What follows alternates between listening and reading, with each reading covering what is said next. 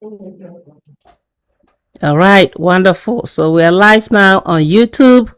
We are live everywhere. We are live across the world. All right, welcome, welcome, welcome, welcome, everyone. It's nice to see your lovely faces and to see you here today discussing this very important conversation that we're going to have today. All right, so without wasting time, let's go back on so that everyone will hear us. All right.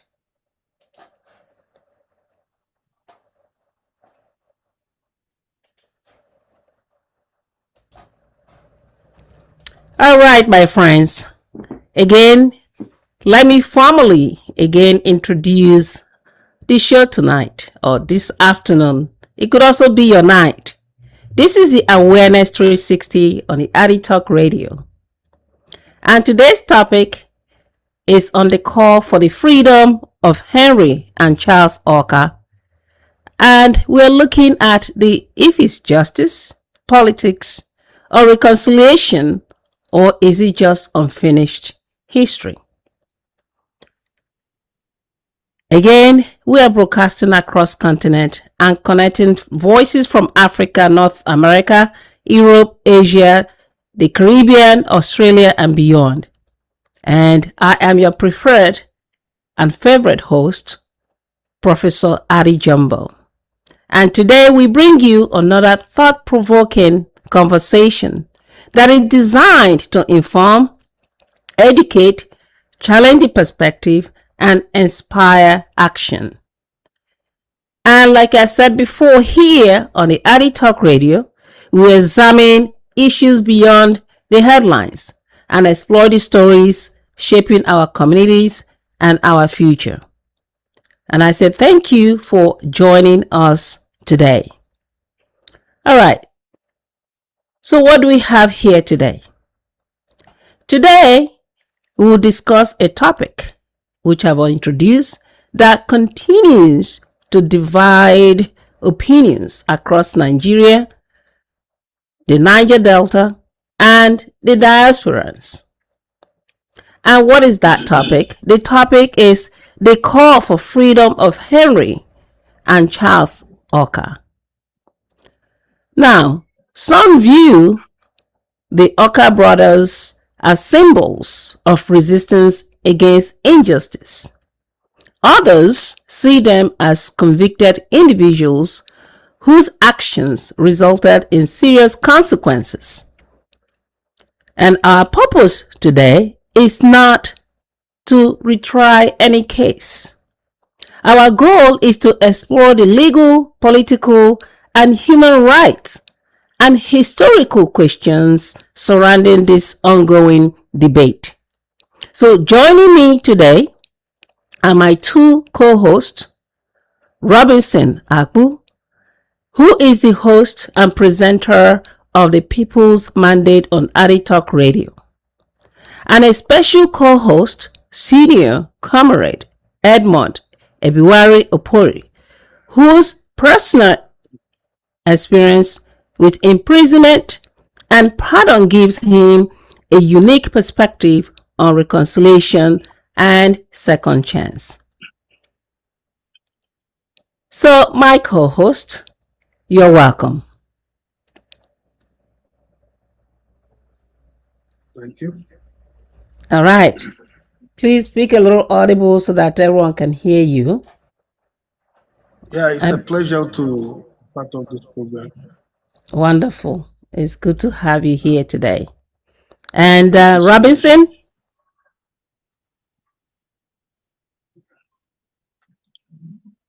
Robinson? Robinson, are you here with us? Maybe he's having problem with his show. You know, the Nigerian network. Yeah. Robinson, are you hearing us? If you're talking, we're not hearing you.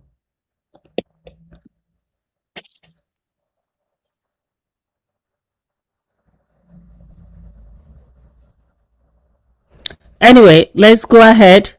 And also want to welcome all our special guests tonight that have also joined the Zoom. Time will not permit me to introduce everyone, but I want to specially welcome every one of you for joining us today on this special conversation. And Robinson, are you here?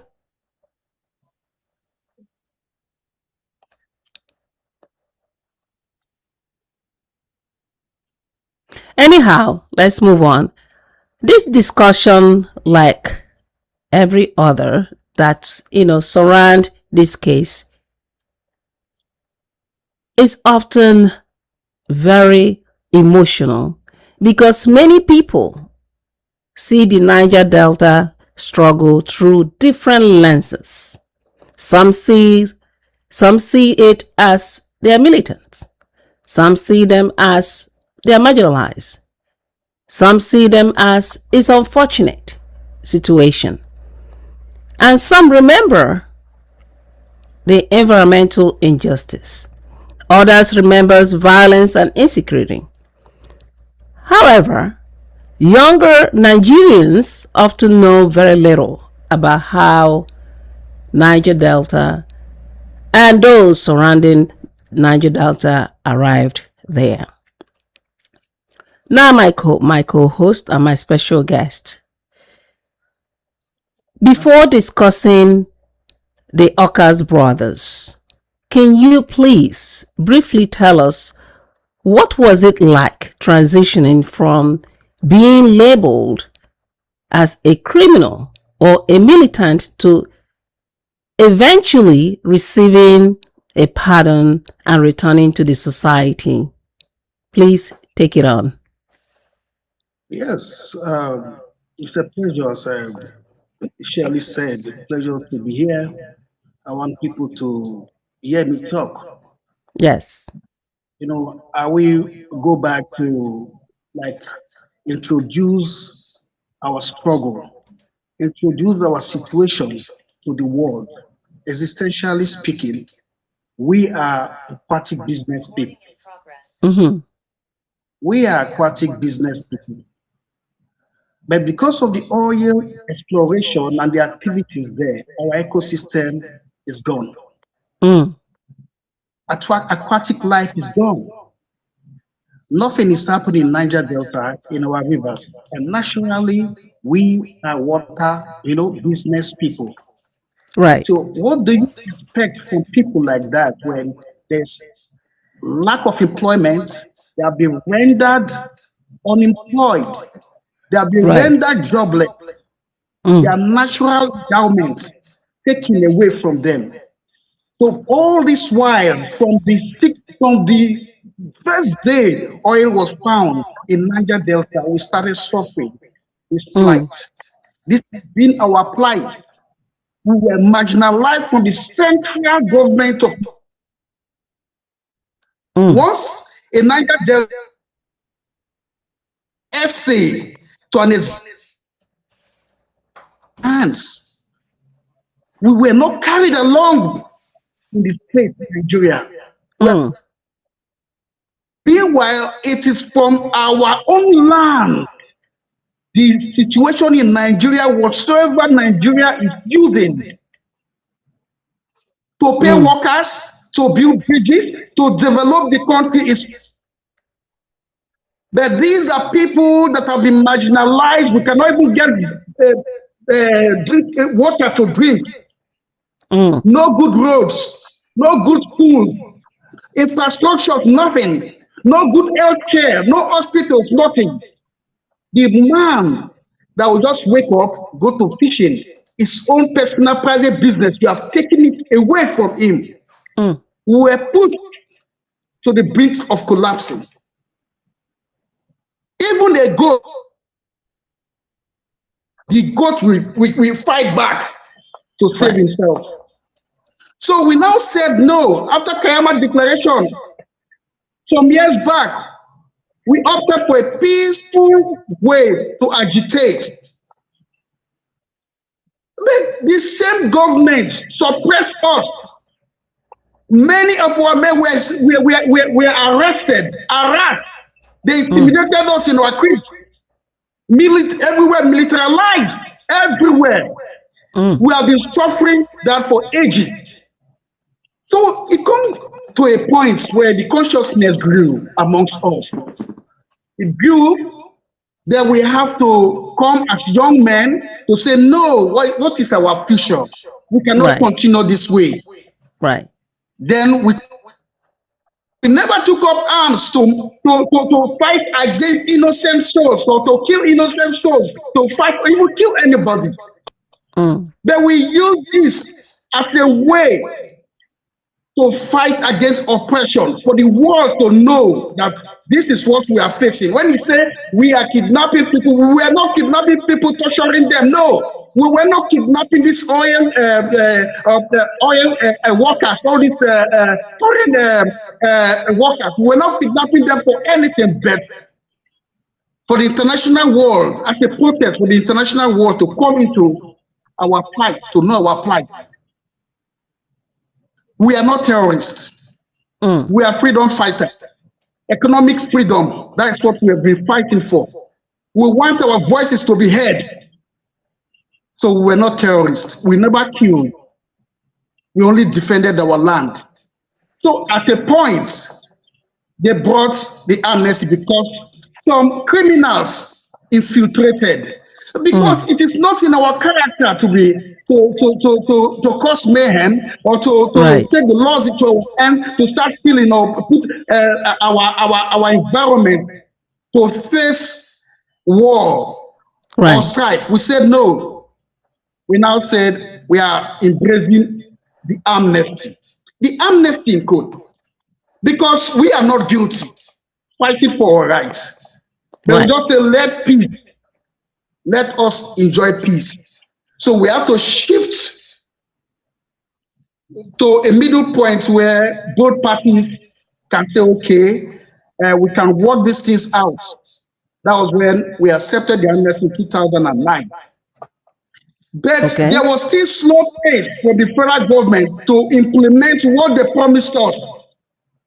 A Mm. slow pace, and the way and manner they went about the militant the amnesty, it was like coercive way. They coerced us. We are Mm. supposed to take our time. They are supposed to give us enough time to put this in blue, white and black paper.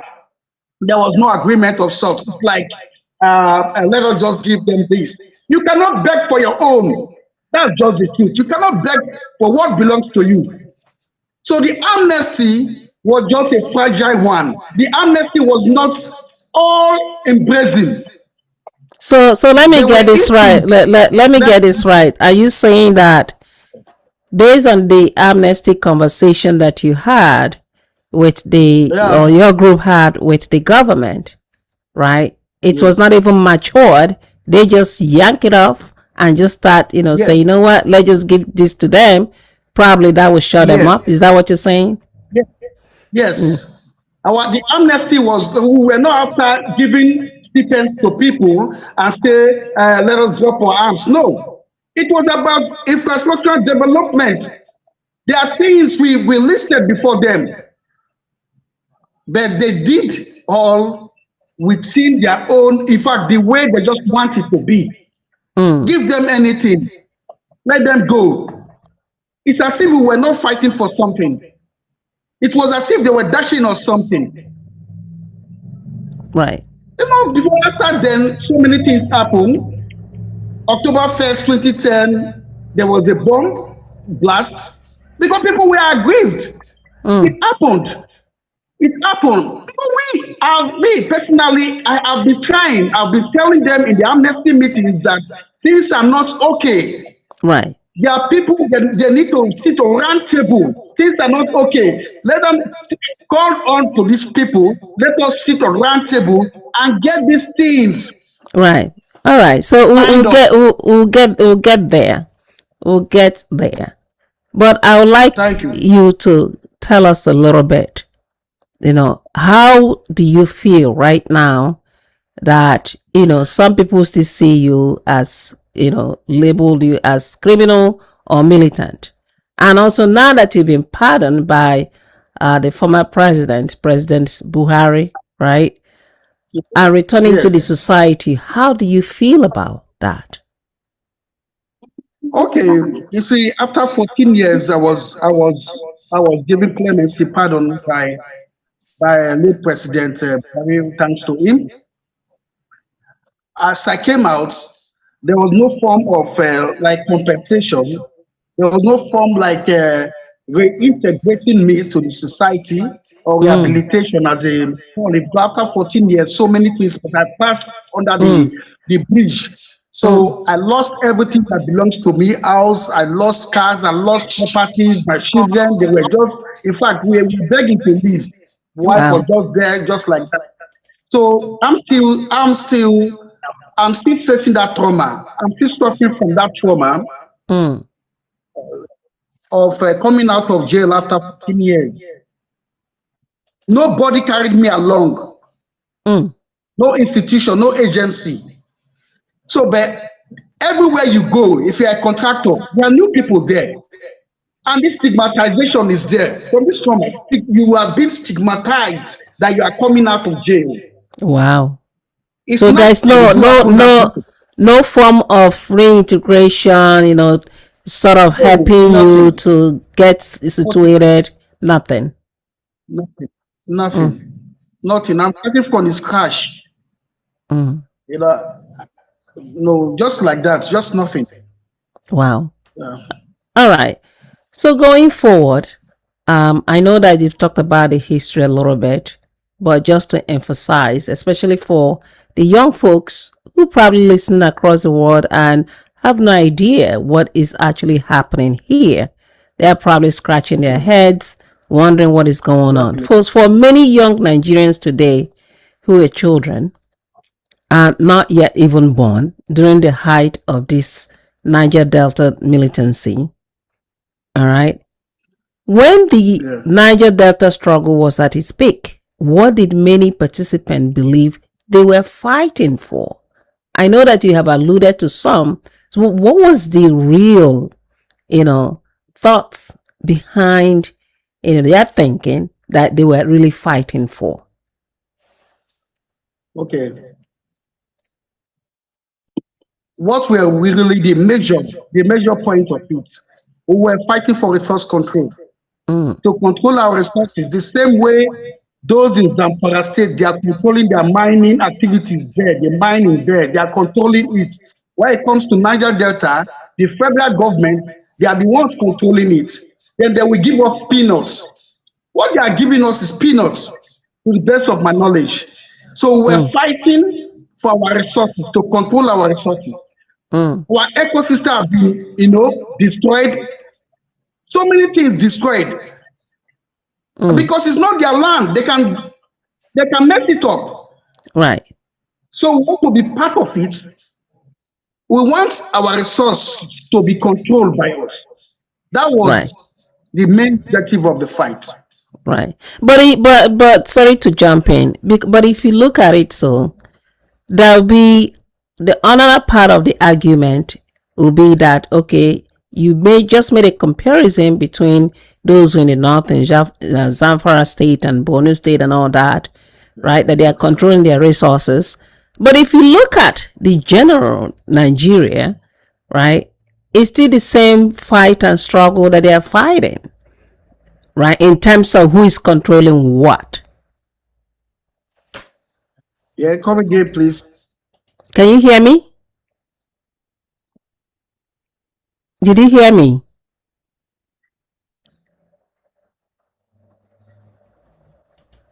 Can you hear me? Ibiwari, can you hear me? It looks like it's frozen. All right, Robinson, are you back? Can you hear us? Robinson? Hello, Prof. Can you hear me? Yes, I can hear Yes, you I've been now. fiddling with my system and my phone. Yeah, I see Hello, that. can you hear me? Yes, we can hear you now. Although you're going in and No. out. Yeah. Yeah. So No. the aspect, Ibiwari was coming from, I wanted to ask because Yes. I've been in the Niger Delta when all was happening, and I can tell a different story of Mm. how young people were recruited without their knowledge of exactly what the ideology was. Okay. Yeah, just like you asked Ibiwari, so many young people from our place did at that time did not know what the leaders were agitating for. Some people were agitating for total resource control. The then governor of Bayelsa State, the first governor of the state, DSP Alami Esaya, even spoke out against the federal government before Buhari's time. Mm. He spoke out against the federal government during the Olusegun Obasanjo's time and told them talking about as Niger Deltans. We're talking about the people controlling what's on their lands Right. and paying taxes to the federal government. That was the whole idea of resource control. But Mm. and all these organizations, we realized that the young people from the region, the young men who were tired of federal government's delay, that decided to do this, and they had so many people follow them. Mm. My worry and my question is that didn't wasn't there a proper documentation done before they signed these deals? Because to me, it appears as if signing the amnesty deal was getting all those people to lay down their arms and be given stipends at the end of the month.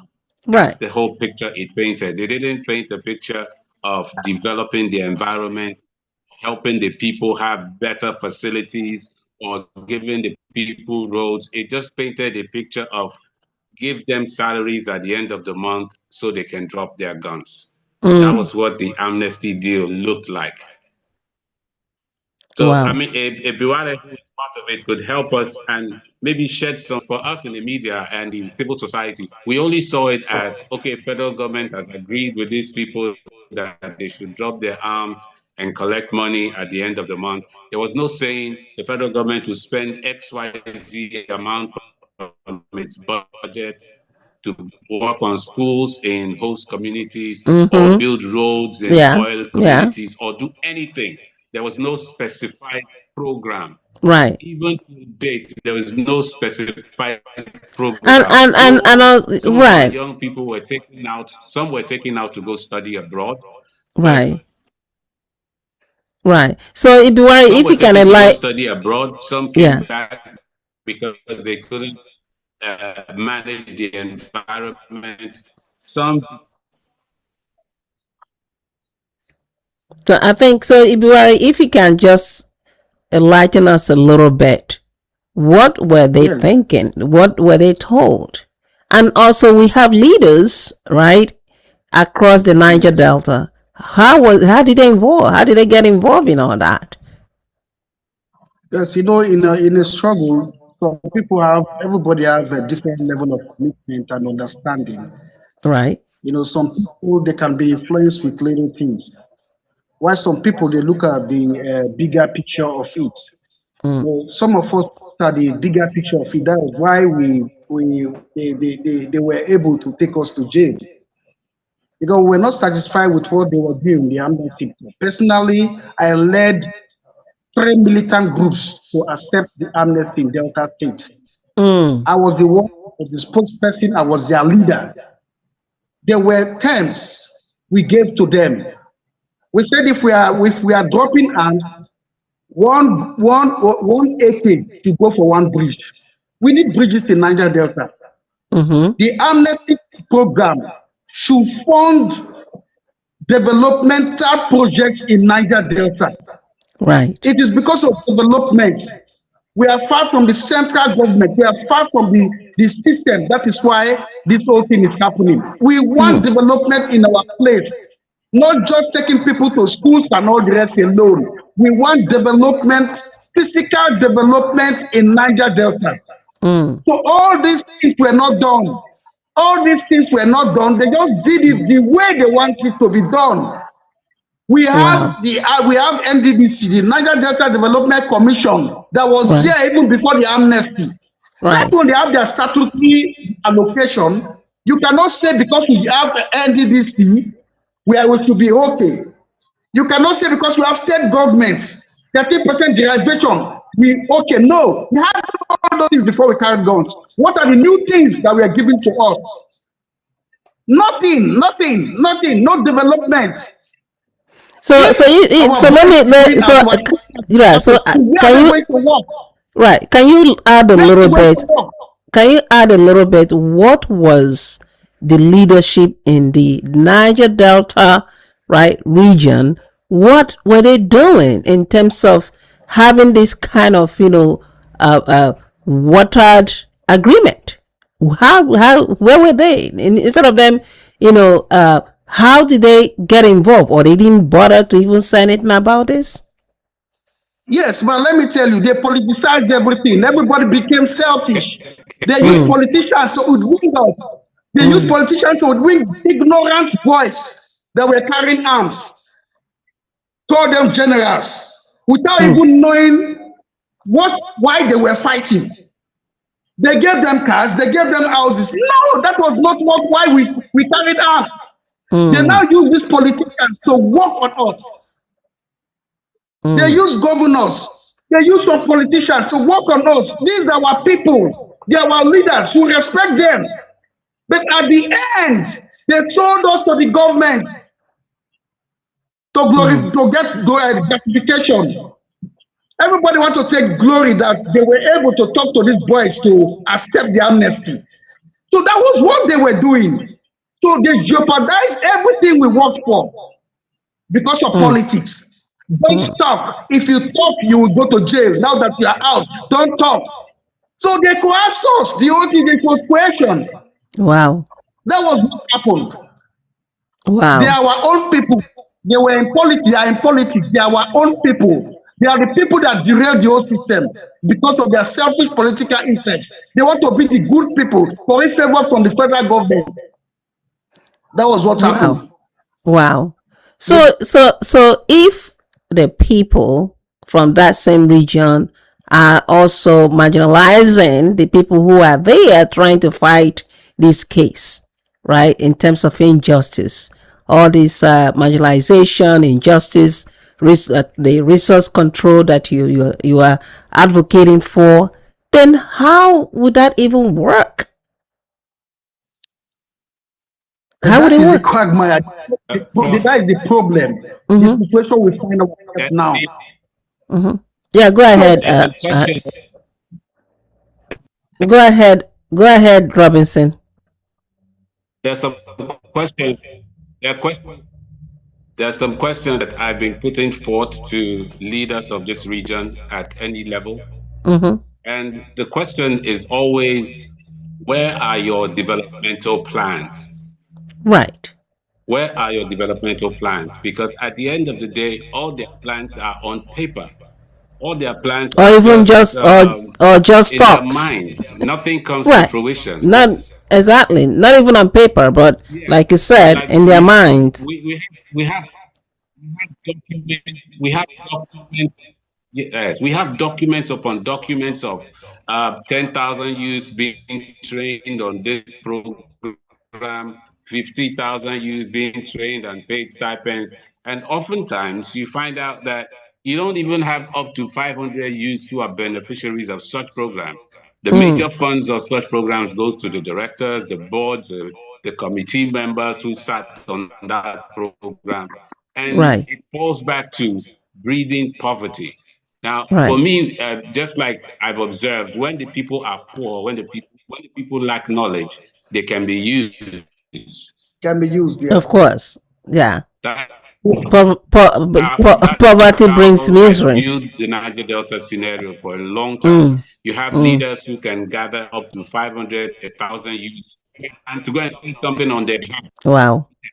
Yes, you say this program and they release the funds. The federal government has no business asking you how you implement or whatnot. Just like if was accepted and the deals were signed, people were given cars, people had a better lease of life. So just as Nigerians are complaining now about the bandits and the Mm, rest in the middle belt and the north, saying that They give them, they want amnesty, but they're already enjoying security votes from the state governments, driving big cars while they are committing Mm, crimes. Now, the difference between them and the Niger Delta youths is that the youths of the Niger Delta were told mm, that you have to fight for your resources. You have to come out and say, because of your resources. But then the resources don't get to you. mm. It doesn't get to the people. Wow. The jobs don't get to the people. Like in my community, I could state for a fact that in my community, there was chaos that led to death. And at the end of the day, I realized that the youths who were even fighting themselves in the community barely get 30 or 50,000 monthly stipends from any of these people making them to go fight. Wow. Can So you believe you that? Just yes, the picture there 50,000. Mm, not wow. even up, some is just 20,000, and these are young men, young women between the ages of 18 and 23 who are supposed to be very productive, very productive to society, but yet they follow these people who sell an ideology, but then after selling the ideology you fail to deliver on your part of developing the society and the Right. people. Because Okay. if the leaders of the militant groups, if the leaders of the militant groups, I mean, I need to ask Ebiwari this: didn't the followers have a direct or specific plan with their leader to say, when this happened, this is what I'll get, this is what I'll get? Yeah, because it sounds to me that it just had been just word of mouth, that nothing is truly documented, nothing is truly Yes. followed up. So I don't know if Ibiwari, can you help us out?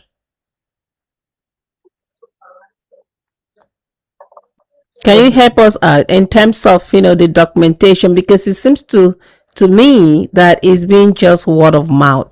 There is no developmental plans. There is no concrete plans. It's just talks and talks. What happened in that aspect?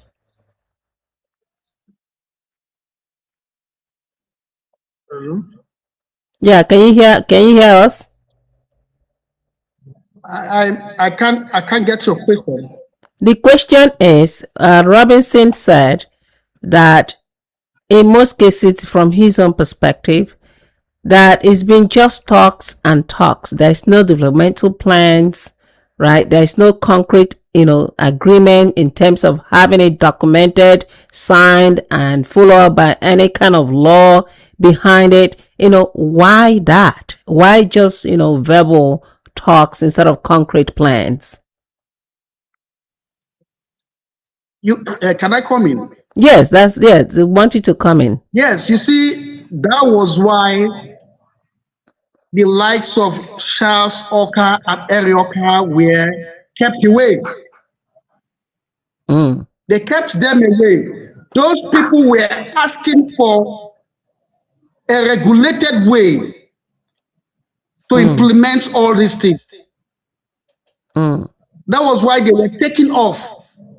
Take them off and let us have their way. That was what happened. Wow.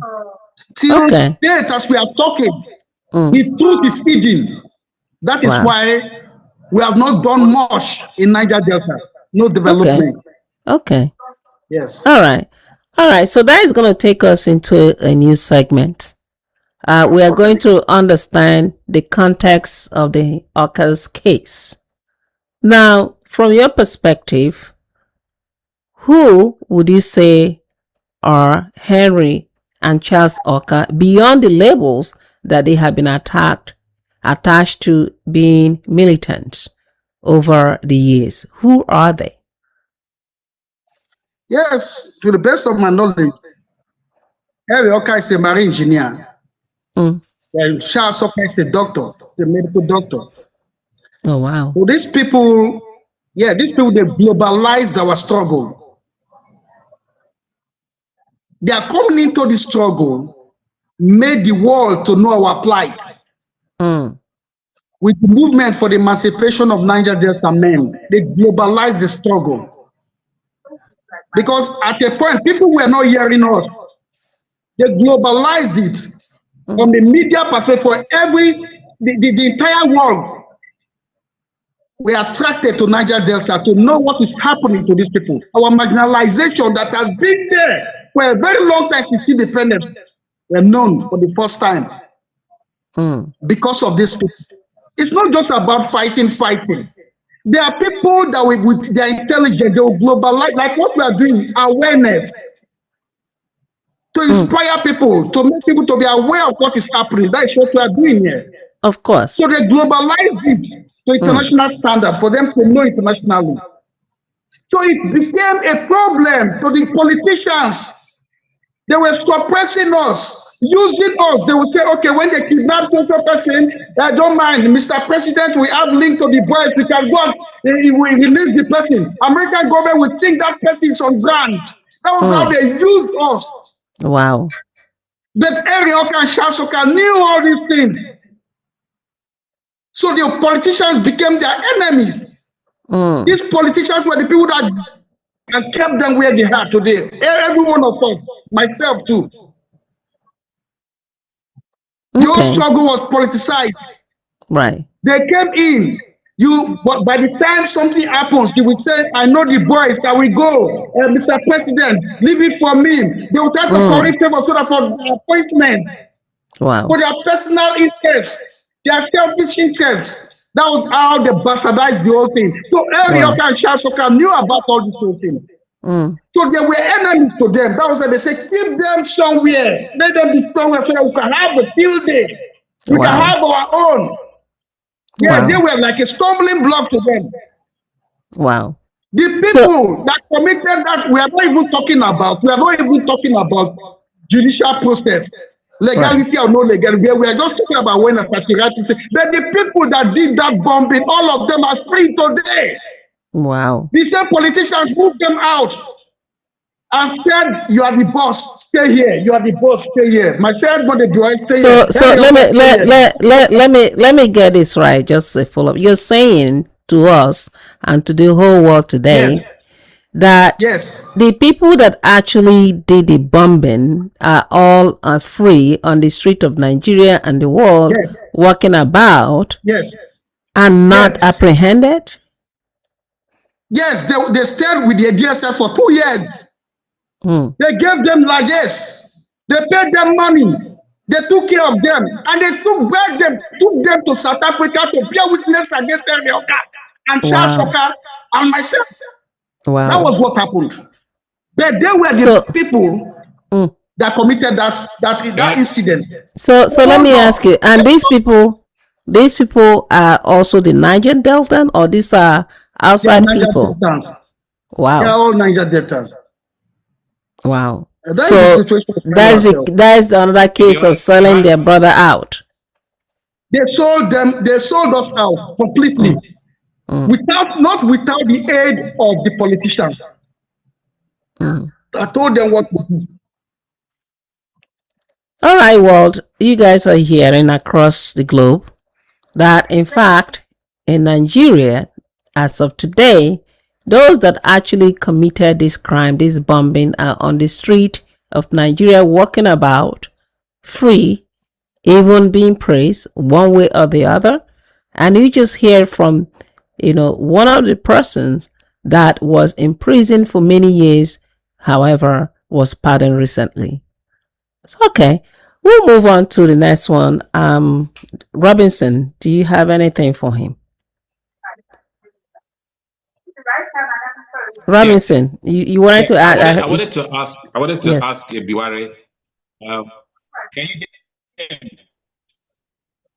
African government?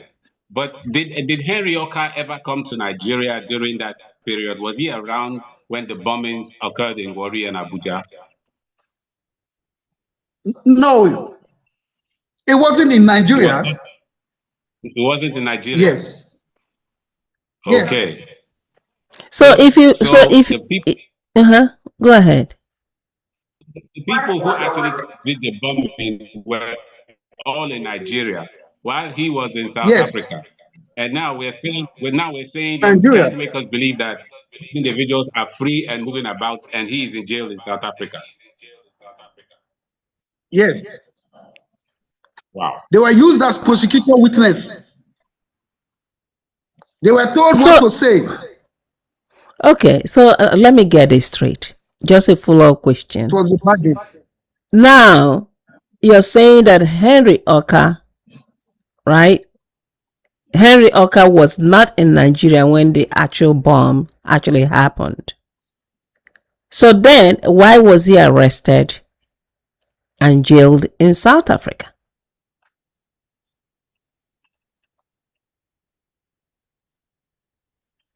Can you hear us?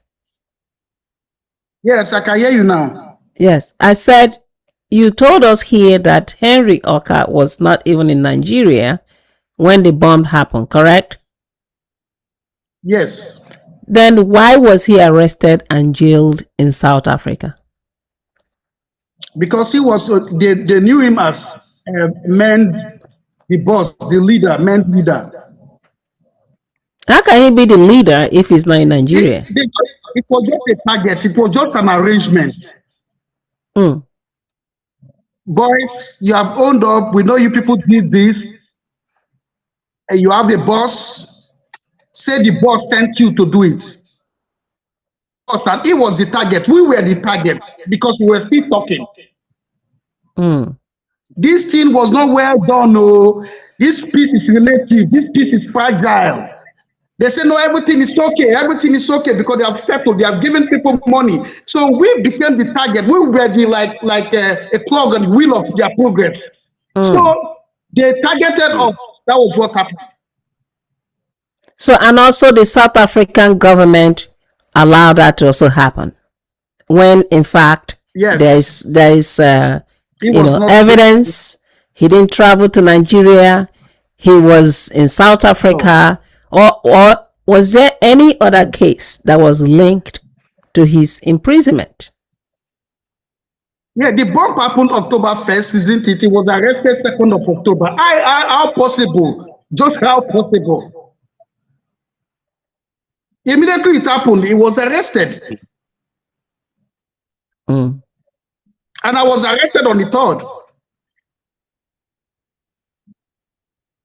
So what would he say that the regain and restart of this campaign that you guys are pushing forward, right? Why in 2026? Why have there been much quiet about this case? If in fact, it's a freeman that should be on the street, not in prison. Yes, I think there's time for everything. Like I'm supposed to be a witness to all what happened. I was still in jail. So as I came out, definitely people will be hearing the truth. Because we were passing through investigation together. So we know the nitty-gritty things, what happened, some things that happened behind, camera. So there were things me can say. So I think it triggered people. They said all what they have been saying, talking about Okah, so it is false. I told them. So I think this triggered people to start this awareness.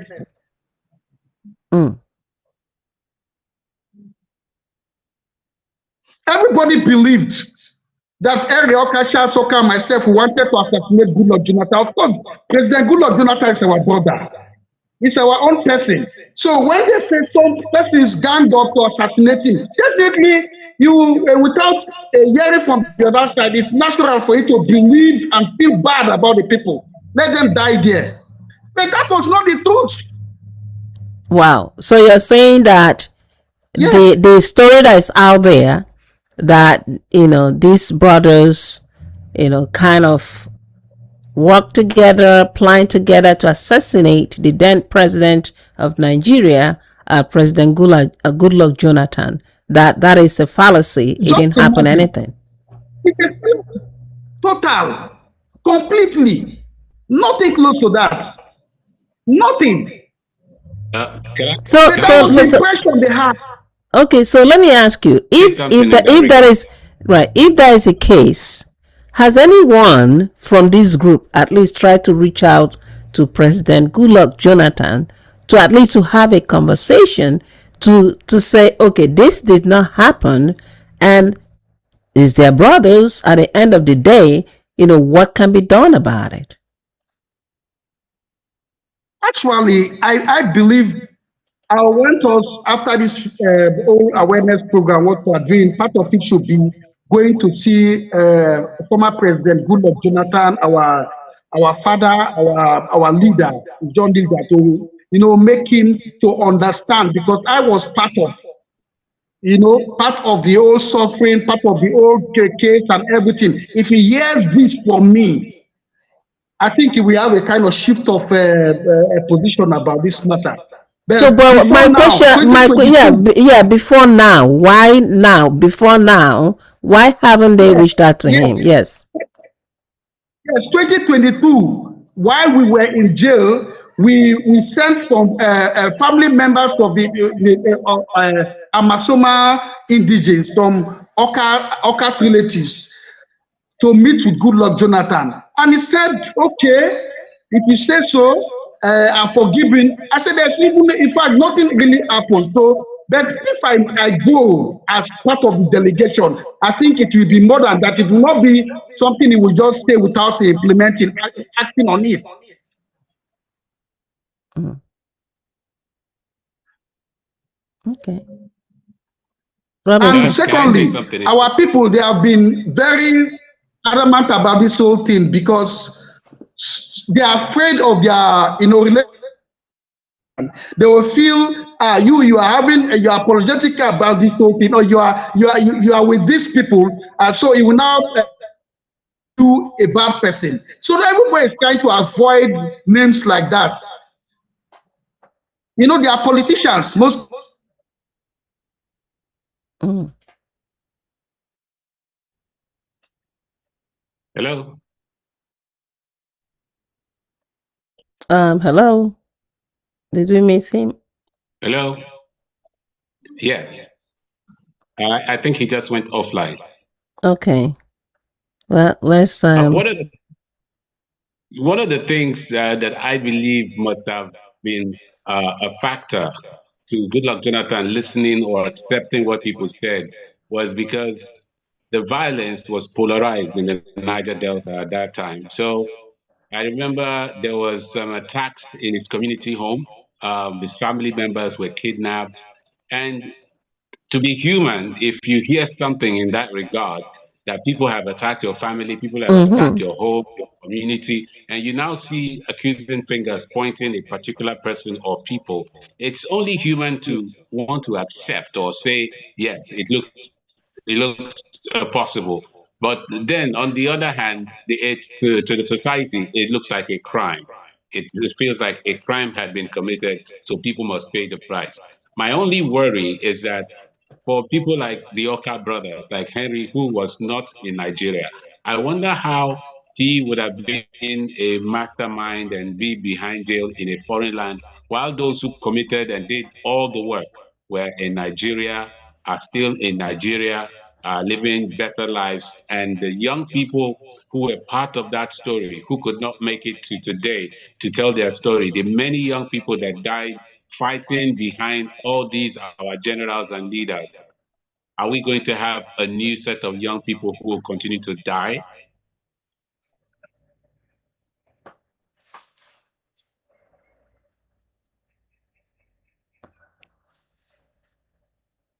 Can very you? question for me. No, it's Okay. not really a question. I'm just commenting on the fact that Goodluck Jonathan may have found it hard to accept an apology, Yes. or found Yes. it hard to listen to any wrong advice because of what was happening at the time. If you can also Yes. remember, there was attack in his family home. So if something like that happens and somebody says, now this man Duamo, you would easily think, So maybe at that time he was feeling that way. So just like you Right. said, if there has to be reconciliation, I think the movement should be made with better coordination. Right. Right. Yes. Right.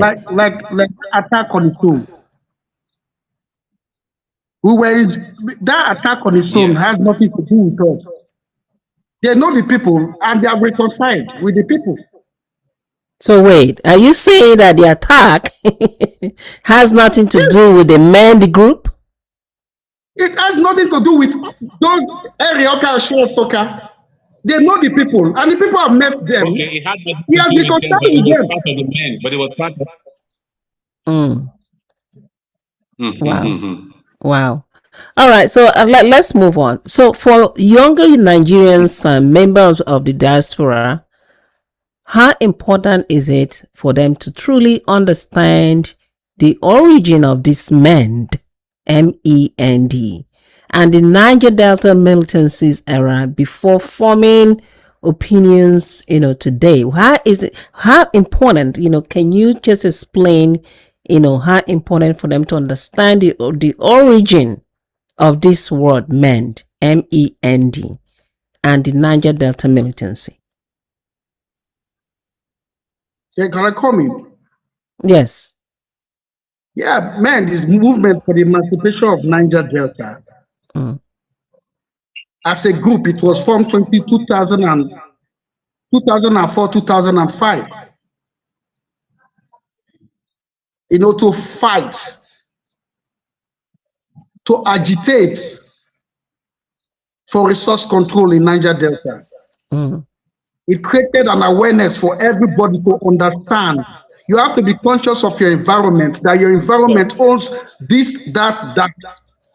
And your environment is resourceful. It is your environment, they are getting whatsoever that is feeding this country. So you have to defend your environment. You have to defend your resources. Don't allow people to come and pollute your resources, pollute your air, exploit your resources. That was the objective, and people, young men, should understand this thing in Niger Delta. We need better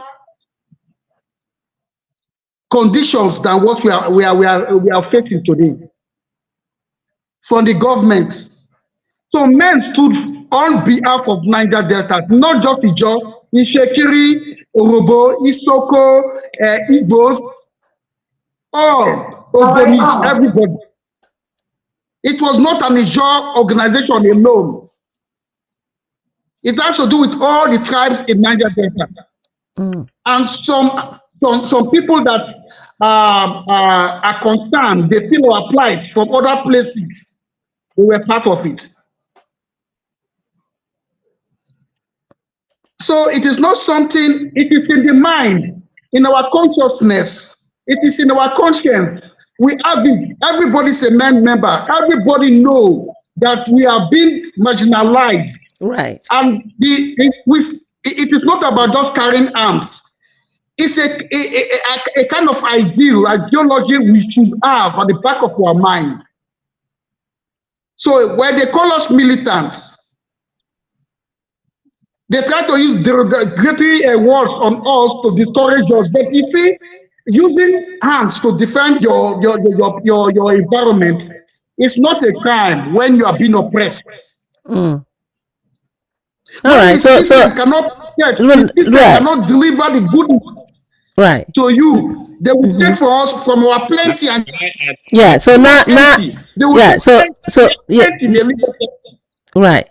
All right. So thank you for giving us that perspective. Now let's just have a little bit of clarity, because sometimes when people hear the word militant and the word banditry, what would they say is the distinction between these two words? Because in the north they call them banditry, right? In the south they call them militants. What is the difference in terms of definition? What would you say that is different from these two words? Okay, to make a distinction between the word, even if militant, we are not agreeing that we are militant. We are agitators. Okay. We are freedom fighters. But if they call us that name, okay, a distinction between militancy, militants, and bandits. We don't kill people. We don't kill people. We don't go, hunting for innocent people. We are about the oil installations, fuel stations, stop production. They should not do anything. We want the attention from the international community, the world, the nation, Nigeria as a nation, to attend to us. We were But not even fighting, killing soldiers or attacking soldiers. so Then if you they come, we defend ourselves. so if you're not killing people, I think there have been numerous, stories, news that while this was going on, people were dying. So what was happening It's from your own piracy. opinion? Yes, some people from other places, they will collaborate with our people. Some of the criminals, everywhere you go, they are criminals. Right. They were the people that defamed us, that gave that impression to people. We were not killing people. We were not stealing from people. It was a Wow. pressure group. Yes, it was a pressure group. Unlike bandits, they kidnap, they slaughter people. We don't do that. They are terrorist groups. We are not terrorist group. We are not branded terrorist group. Even the FBI came to investigate me while I was in DSS detention. When they heard from me, they said, no, this is not, they are not a terrorist group. They cannot brand us as a terrorist group. Wow. So At the so wait. DSS, So the FBI, the United States FBI, actually came to interview you, to hear from you when you were detained, and they now yes, classified, your belief that you guys are not, militants, yes, we're not terrorists. terrorists. Okay. Yeah, these people are fighting for their resources, And I their mean, environment. you probably wouldn't know. So did they take back these findings to the Nigerian government? I mean, if you Yes, are that was why making they did not brand investigation. us. The people they took, people see, there are people they call terrorists. They branded some people, I don't want to call names, they branded them terrorists. Mm. After making their findings, their investigation, I was arrested. They made their findings and they saw that these people are not terrorists. These people are fighting for their resources. These people are being marginalized, oppressed. I told them while I was in detention. Mm. So they went with their findings that these people are not terrorists. But there are other people, some people that carrying arms, fighting, they brand as terrorists. That is the distinction, that is the differences. So if these people are terrorists, I mean, from everything that we're seeing in the Nigerian context today, right? Recently, even before President Bola Ahmed Tinubu, President Buhari has been letting these people, this banditry that who are killing people, free on the streets of Nigeria. Then why are they finding it so difficult to also free you guys for fighting for your rights?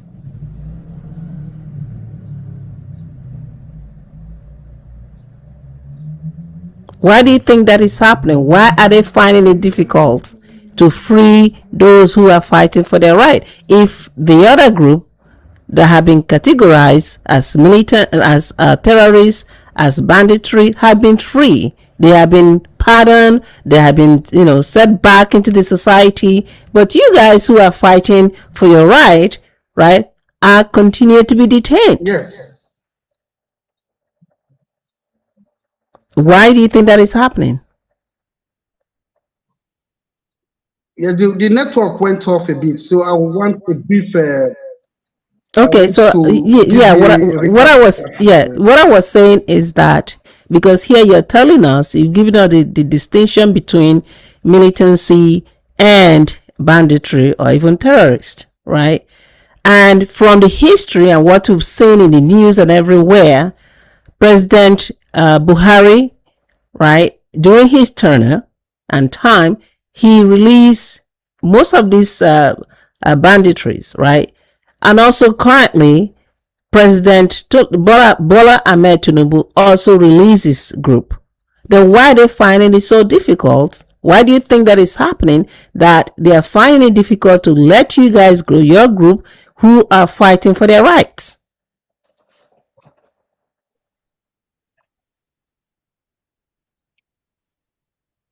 Oh, this network is very bad. Can you hear me? I don't know. Yes. Uh, Can I come in now? me. Yes, go ahead. Hmm. Okay. See, that is the reason why we are making this awareness program to call on the federal government and opinion leaders in Niger Delta to come together and see the plight of our brothers, Ere and Charles Okah. Because of recent, 700 bandits, terrorists were pardoned. They Right, were reintegrated and rehabilitated to the society right. without spending time. They did not spend time in prison or detention. But our brothers have spent 16 years Hmm. suffering. They have families. So why are they still in jail? Meanwhile, the offense alleged cannot be compared to what the terrorists committed. The alleged offense, not that we accept the fact that offense was committed even, because the Mm. people that owned up that bombing, they are all free. So our brothers are set up. They were set up by some politicians. Wow, So we are calling for their freedom unconditionally. wow. So, but we are making an appeal. We are making an appeal peacefully. We want to meet people like former President Goodluck Jonathan to be Right. part of us, Hmm. because he is the political leader of Niger Delta, if not, among the highest in Nigeria too. So thank God he's our own brother. Okay, We want to meet with him. We want to appeal to him. They want to okay. also appeal to our leader, one of our leader that has been in the struggle, that is also a main leader, Right. High Chief Government of Bompolo, Tompolo, Owezide. We Okay. want to appeal to them. Then also Alhaji Asari Dokubo. We want to appeal to them because they are close to the government, Right. this present government. We want to appeal to them. Let them use their capacity to work for the freedom of Charles Okah and Aaron Okah. All right. So these people that you've mentioned now, they've known about this case, in the past, and I also believe that they've also been very instrumental in fighting for the resource control of the Niger Delta. How come they have been quiet on this? What do you think? Why have they not also spoken about it? Okay, for instance, we had litigations, court rulings, court process for a very long time. Mm-hmm.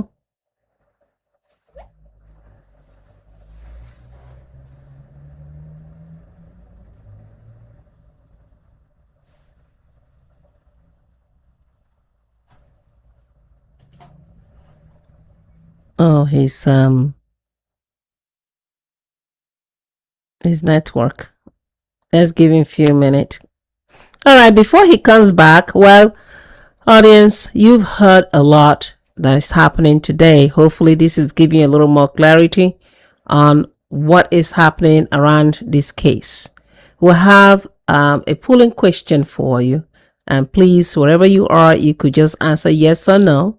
And you can, if you're in the Ari Talk WhatsApp community, you can also answer there. If you are joining us tonight, today, right, I keep saying tonight, this afternoon from my time on Zoom, please also answer there. And all you have to do is to say yes or no. So the question goes, do you believe the Okah cases deserve fresh legal review? And your responses should be yes or no.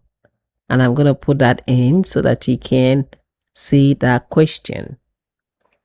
Is Ibiwari back? Are you back, Ibiwari? This network. Okay, please.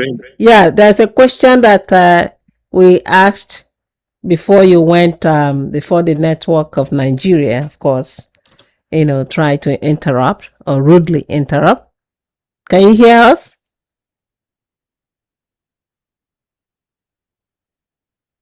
Hello? Hello, Abdullah, can you hear us?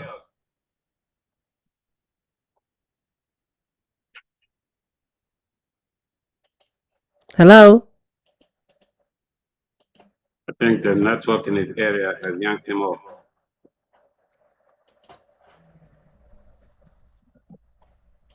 Is it those who Hello? don't want people? Okay, are you here? Yes, I'm here. Okay, yeah. Finished. So we're saying, or maybe you should just because of the network, just leave it at not having the video, because sometimes the video takes a lot of bandwidth. If you leave just the audio, Okay. that might help a little bit. Yes. Yeah. All right. Yes. So I was asking that the folks that you mentioned their name, like Tompolo, Asaro Dokubo, and all the rest that have been agitating for the, for the emancipation of the Niger Delta region, how come they have been so quiet about this, if in fact they are also very much aware as to what is going on? Yes. Can I come in now? Yes, please. Yes, go ahead. Yes, for years we have been having litigations, court process, and all the rest. So it took our time. It took time. So people don't want to really come in because it is before the court. So and to be fair to High Chief Government of Bompolo, he was also having some issues with the government. So it was difficult for then the aspect of Alaye Asare is not different. But we still have this issue of this impression. That's why one need to meet with them and express the actual event, what took place. That is why I am involved. I need to be part of a delegation to meet with this. So let me ask you also just a follow up. When were you released from prison?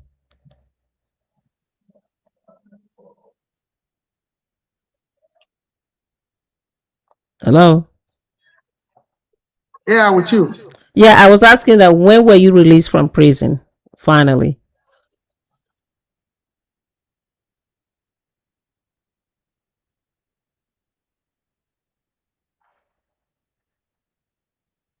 Hello. Ibiwara, are you here?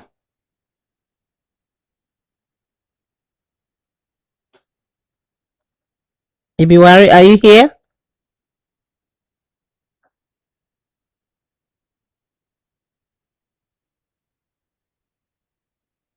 We can't hear you if you're saying something.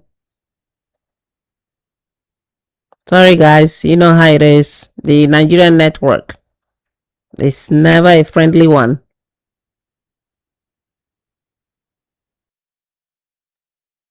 And we say it's the best network in the world. See, that's a problem right there. That is a problem right there. Sugarcoating what is not. Yeah, we're talking about the Niger Delta now. I wanted to ask Ebiware from his perspective if he thinks there's been any positive change since the agitations began to this point. Because if we go on the streets of any city in the Niger Delta or we go to the community, the people will tell you nothing has changed. There's been no direct impact in terms of development. You go to the Niger Delta Ministry, they'll tell you their role is different from what the NDDC is supposed to be doing. The state governments will tell you certain things are under the prerogative of the federal government. The development of the place is just being used to play politics. And that's the whole truth of it. As unfortunate as it may sound, but that is the truth. I don't even think that he's hearing us. He's here. I can see him, but He's online. yeah, he's online, but he's not. Maybe not hearing.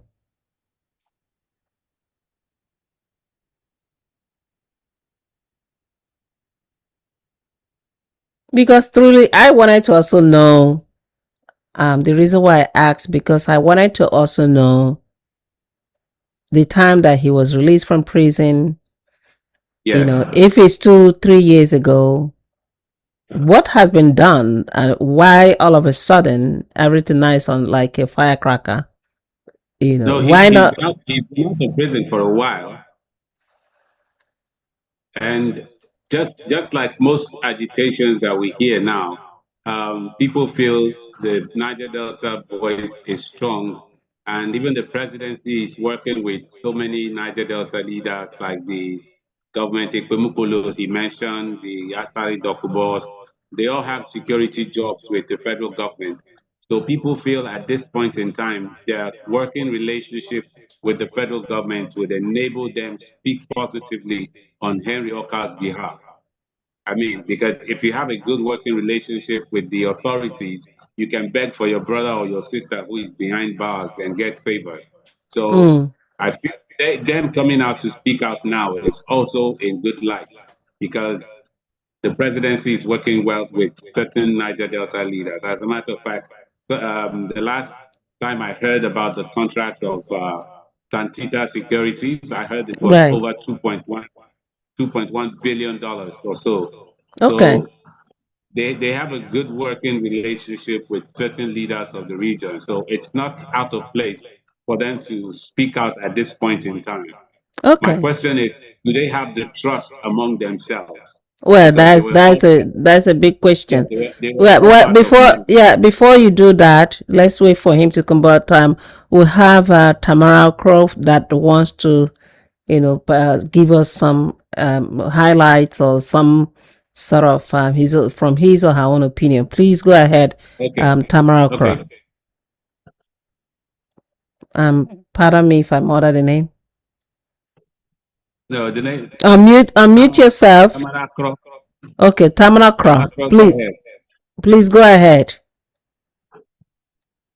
You say you want to give your own opinion. Can you please go ahead, unmute yourself, and say something to us? Tamara Crow,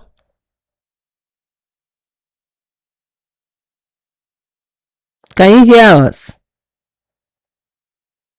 We're not hearing you if you are. I think his mic is muted. Yeah, he's muted. He has to unmute himself. Let me ask him to unmute.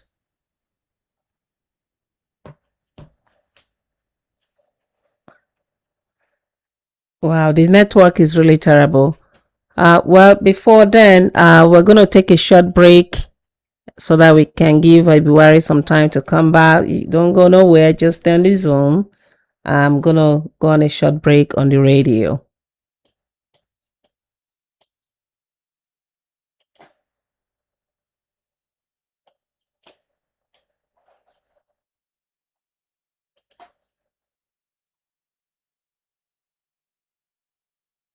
Who knows? Have they given us instruction for not to give them network to speak? You never know. Nigeria is a great country, like you said, Robinson. A great country, a very great country. Nigeria is such a great country that you can see white and they'll tell you it's black and they'll force you to It's see. such a disaster. Disaster it is. It's very shameful what is happening in Nigeria. Really, Did you hear what happened a couple the of days giant. ago? What happened? Our president came out of the mosque and some journalists confronted him, and one of them asked, "What is your take on insecurity?" And this man started talking gibberish, talking But that about, I saw that video. Was it really true that he said that? he I said all couldn't that. believe He said all that some that time he back. said all that. Yeah, that man has dementia. It's the same blah, blue, blah, blah. He doesn't know what he's saying. He just talks and they clap. Wow. Talks and they clap. That's Nigeria for you. And people Hypocrisy, people still fancy, want to honestly. vote for this guy. Well, Yes, good luck. yes. That's the country we find ourselves. Um, do you want to reach out to him? Okay, let me call him. Let me try and call Yeah, him. let's know what's going on, because our time is running.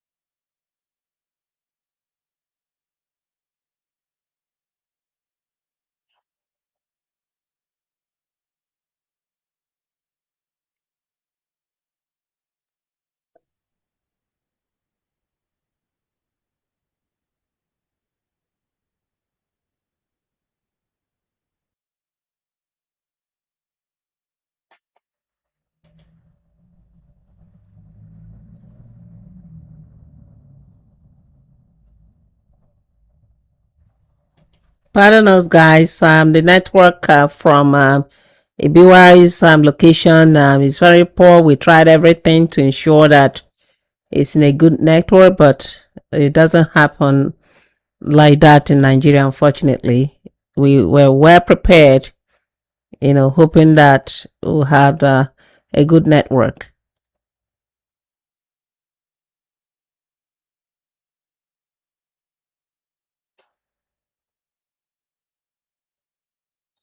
Mm.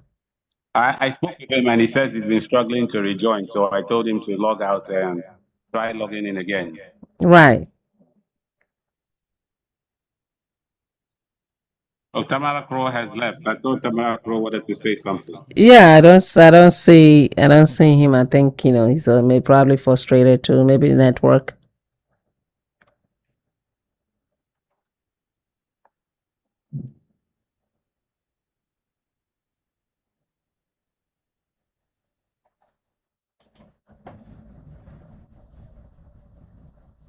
I mean, a country like Nigeria should not be talking about network in the, in 2026, really.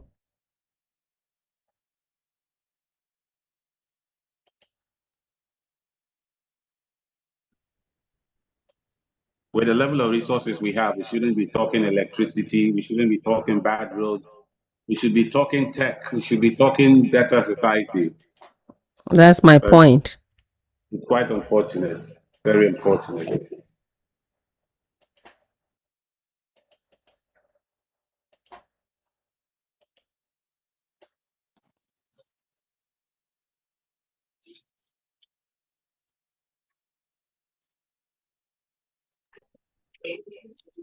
Okay, I think he's back Sorry, now.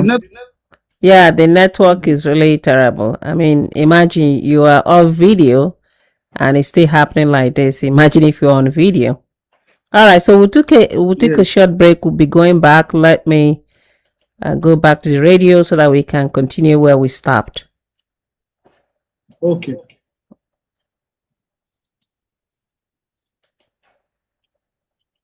All right, guys. Sorry about that. We had a little bit of network glitch. As you know, our special guest is calling in from Nigeria, and we all know that Nigeria network is always a headache. But welcome back again to the Awareness 360. And for those of you who are joining us, the topic today is the call for the freedom of Henry and Charles Okah. All right, and that is the topic we have today. These are two brothers that have been in prison because they were fighting for their rights. And we also have our special guest, senior comrade Edmond Biwari Opori, was also one of the folks that was actually in prison alongside these two brothers. But fortunately for him, he has been pardoned by the previous administration, President Buhari. So he's here to tell the story, what had happened. He has also informed us here on a global network that the bomb that these folks were actually charged, they weren't the ones that actually released these bombs. They didn't know about the bomb. They did not partake in it. So I'm just wondering, as a presenter, if I hear a story like this, my next question is then why are they being detained for over 16 years and counting? Isn't it time to release these folks so that they can go back to their family? So we are going to go back into the next segment. But before we do that, there was a audience poll question that was put out there, and the question is, do you believe the Okah cases deserves fresh legal review? Yes or no? You can share through our toll-free number +1 800 655 0733 or through our WhatsApp +1 914 702 9436. If you're also participating on Zoom, you can also answer that question there. So we're looking forward to hearing from you. Now we're going to go into the next segment where my co-host Robinson Akpu and myself, we're going to go ahead and ask some fundamental questions. Although some have been alluded to, but we are going to, try to see how we can bypass those ones. So my next question, or before, yeah, my next question is that to Ibiwari, is that to what extent did government policies and neglect contribute to the rise of militancy in the Niger Delta? Although you have also informed us here that your group do not accept the word militant, you agitators, right? So to what extent did the government policy and neglect contribute to this whole, drama?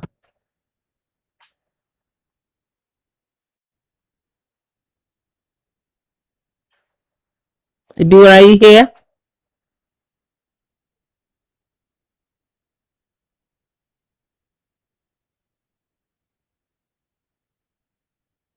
Oh, I think we lost him again. Yeah. Um,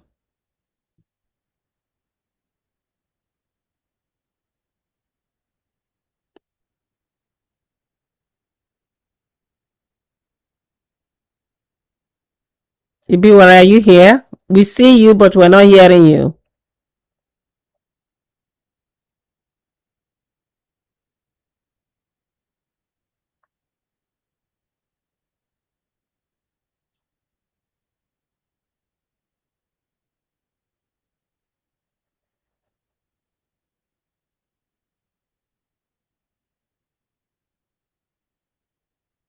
It's just amazing.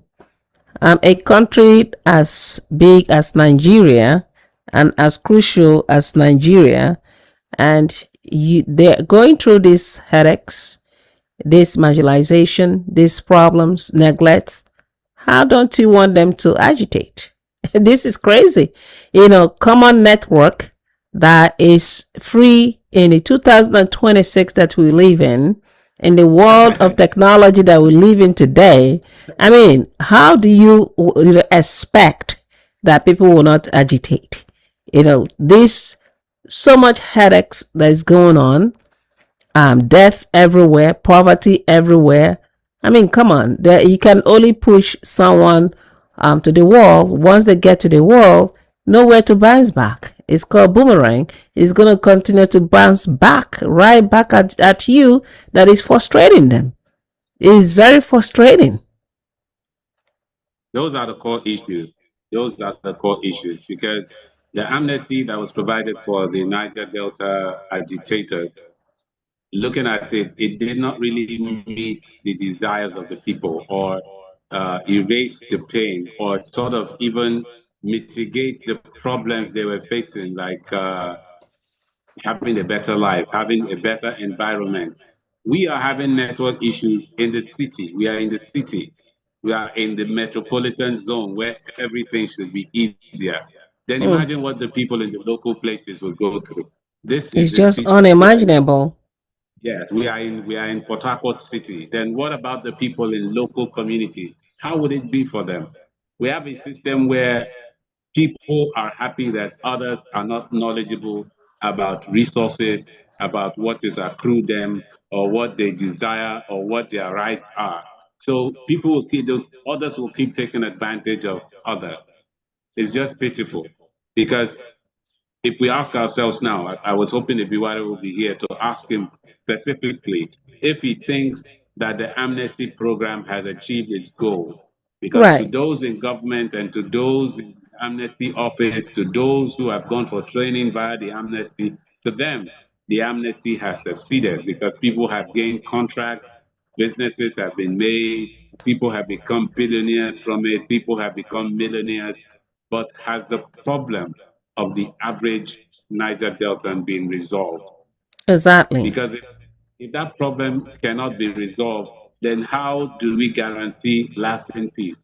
Because after now, a man who is hungry would have to bounce back, like the boomerang effect you mentioned. If I am Right. hungry and hungry to a point and nothing is being done, I will still the path of the former people. I would say if these people were being given amnesty, I should be given amnesty as well. As I well. should have Exactly. carried on. Yeah, that's the same thing. A certain sheikh in the north is saying about the bandits and terrorists Right. Yeah, we that they have should they should. yeah, we have a TMO. Can you, go ahead, raise your hand. Go ahead, please. Feel free while we're waiting for February. Okay, good evening. Yeah. Hello. My name is Tiamo. I am Okay. the Niger Delta. I'm Ijaw. Okay. Although I'm currently outside the country, I'm in England currently. Okay. I've been here just about 4 years in and out, so I lived all my life, probably at least 40 years in Nigeria. Okay. The amnesty program is a total failure. Hmm. First of all, those who went to negotiate on behalf of Niger Delta people were not nominated by National Delta people to go and negotiate for them. Neither did Really? those, yeah, neither did those who went to negotiate for the amnesty program. Hmm. They were not the head of the struggle. Hmm. They were not the leaders of men. They were commanders under men. Hmm. They didn't have an agreement among the entire leadership that yes, let us go and negotiate based on this and these grounds. What they had was offers given to them by the government. These offers are in form of bribe that Hmm. if you give up your struggle for your people, you will become billionaires, Hmm. of which, yes, we agree, some are billionaires today. Hmm.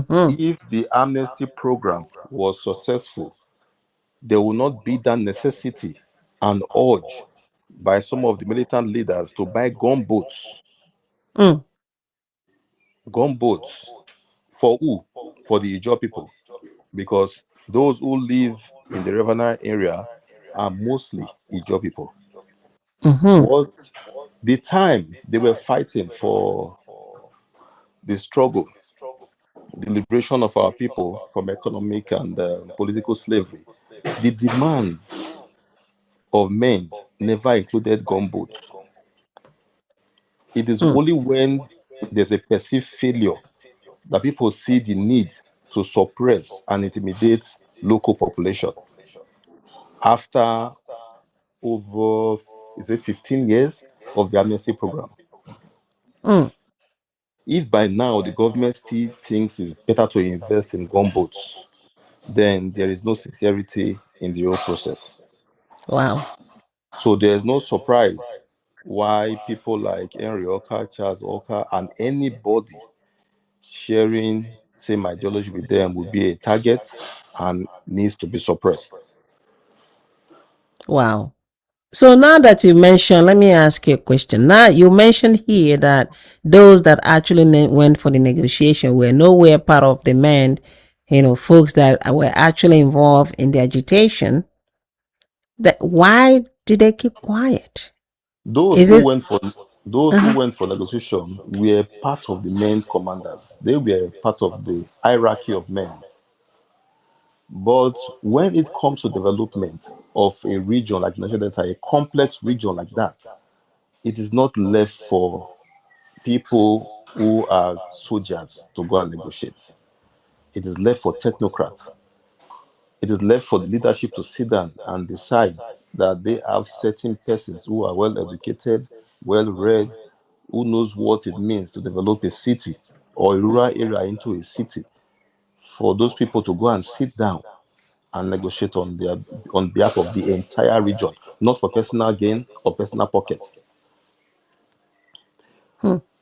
If we go back in history, definitely there were some names that were nominated by the Hmm. top hierarchy of men, but the government purposely avoided those names because they want to avoid accountability, because they want to give out bribe instead of addressing the real issues. Okay. All right. So let's call it what it is.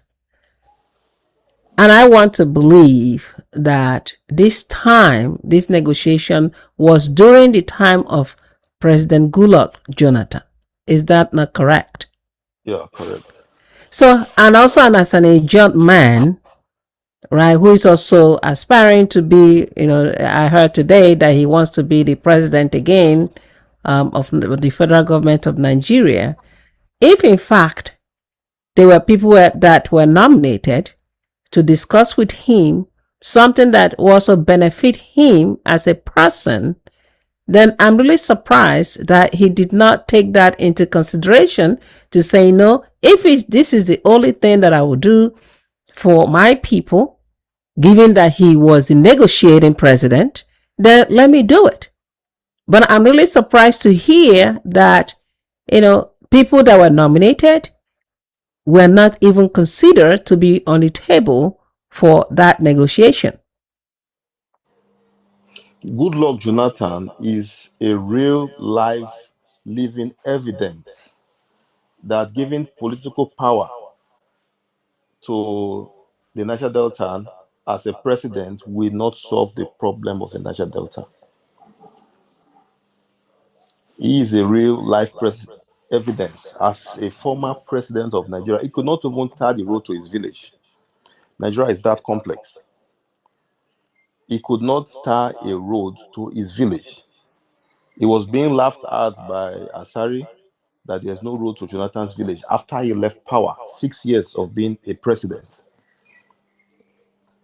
So how can he address the complex problems in the Niger Delta region?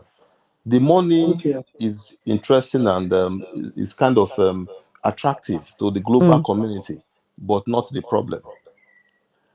People complain about the complexity of the terrain and what it will take to develop it, but we have the money. Just that money, they believe, is meant for better countries and other regions. Wow. Okay. All right. Ibiwari is back. Yes, So, I'm back. yeah. Well, sorry for the network. And some of the folks that are here, I think they left because it's just frustrating as well. It's frustrating to everybody. So, before you left, I wanted to find out from you how long that you've been free from prison. And if it's been more than 2-3 years, why have you not had those conversations, with the Asari Dokubols, with the President Goodluck Jonathan, and all the people that you feel that would, free these two brothers who are just swirling away in jail?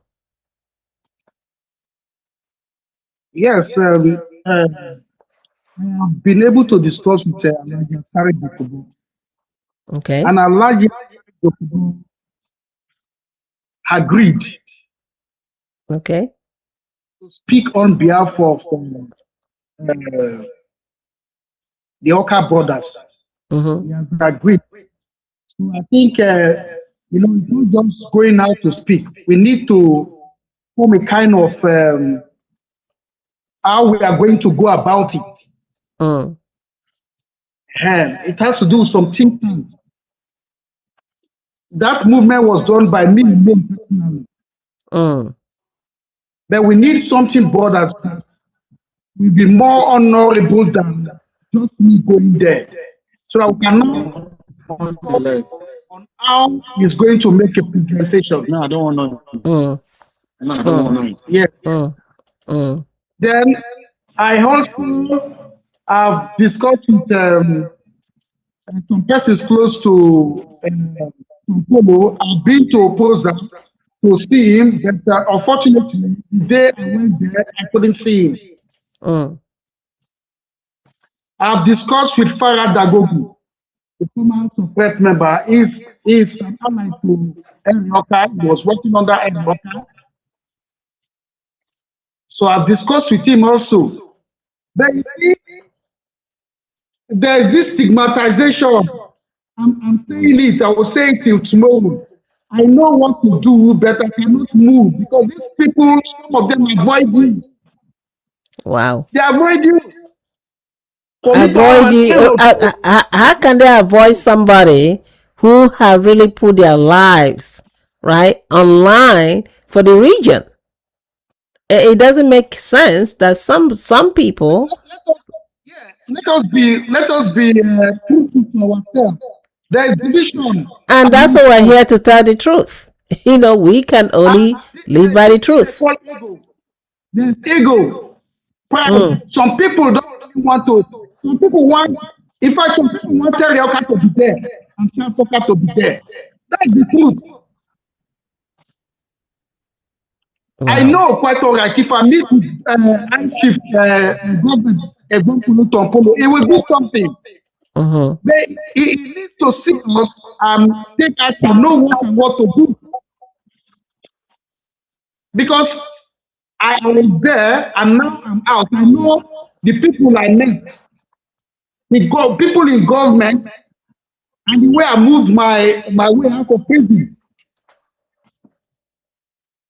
So I will Mm, advise them on how to go about it. So we need to form a kind of delegation, a committee to move. mm, Especially we can also meet with the present INC president. mm. I think it's somebody we can reach out to. It's accessible. We can reach out to, and he can champion the cause. With him in the delegation, we can meet with this stakeholders in the movement. Carry the football, we can meet Tompolo, we can meet former President Goodluck Jonathan.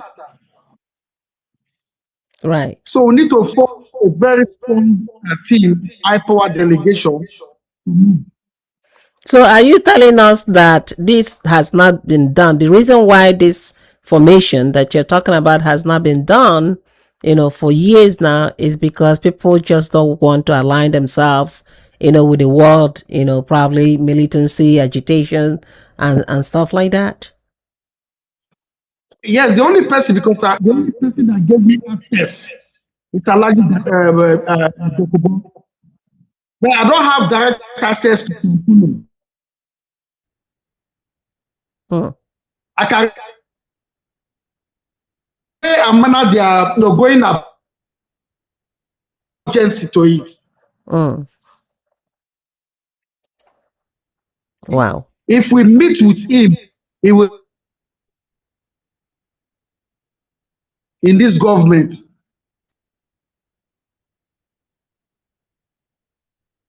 That's it. Okay. All right. So one of the questions that also, I don't know if he's gone again. Somebody wanted to say something, but I think the network in Nigeria has not really been helping us today. And listeners, so we're sorry about that. It's not our fault. We're gonna continue to do the best we can. Yeah. Robinson, I believe you wanted to ask something before he went up. Can you please go ahead?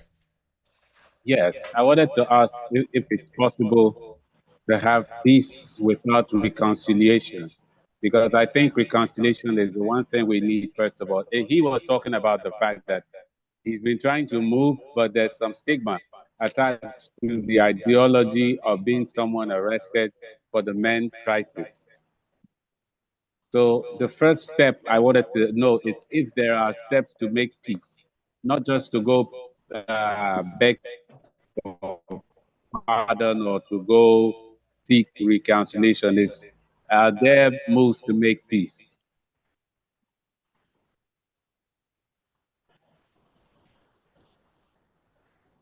Ibi, are you hearing it? Did you hear the question? Yes, I cannot get it clearly. Yes. What he So maybe said, you. let me just summarize what he said. He said that it's true that there's need for reconciliation, right, and pardon and Mm. all that. Now, is there a plan to make peace? Since, of course, there have been, the legs that have been stepped on, toes have been stepped on, faces that have been slapped, and so on and so forth, right? Shouldn't the first thing first be to have a kind of a peace conversation before we even talk about reconciliation? That is his question. It is obvious that we cannot achieve a reconciliation if we don't call for peace first. We need to reconcile actually.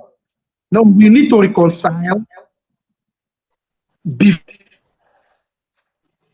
freedom. It will be easier that way. Mm. So we need to set up the machinery towards that to achieve it.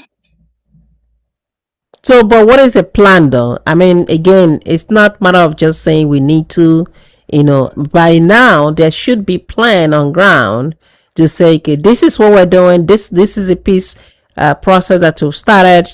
This is how to approach it.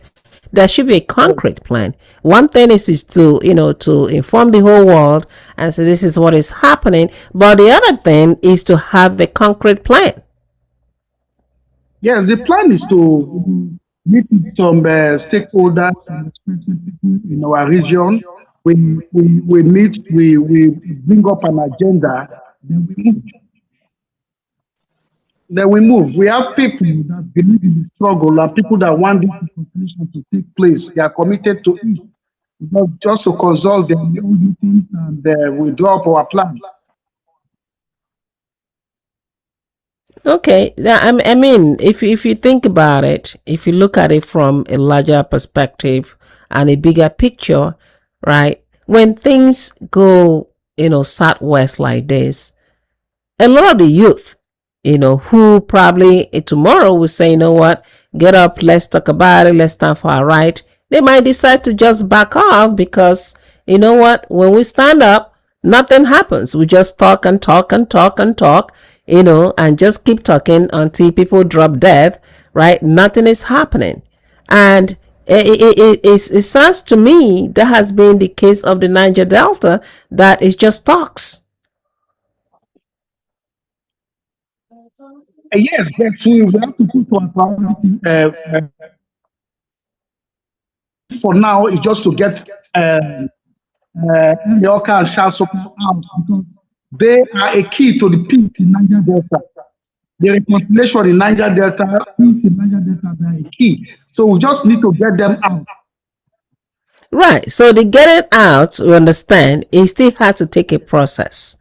It still has to take some kind of concrete plan. It still has to, take people coming together to say, you know what? All right. I know that, people step on people. All right. Let's make peace with brothers and sisters.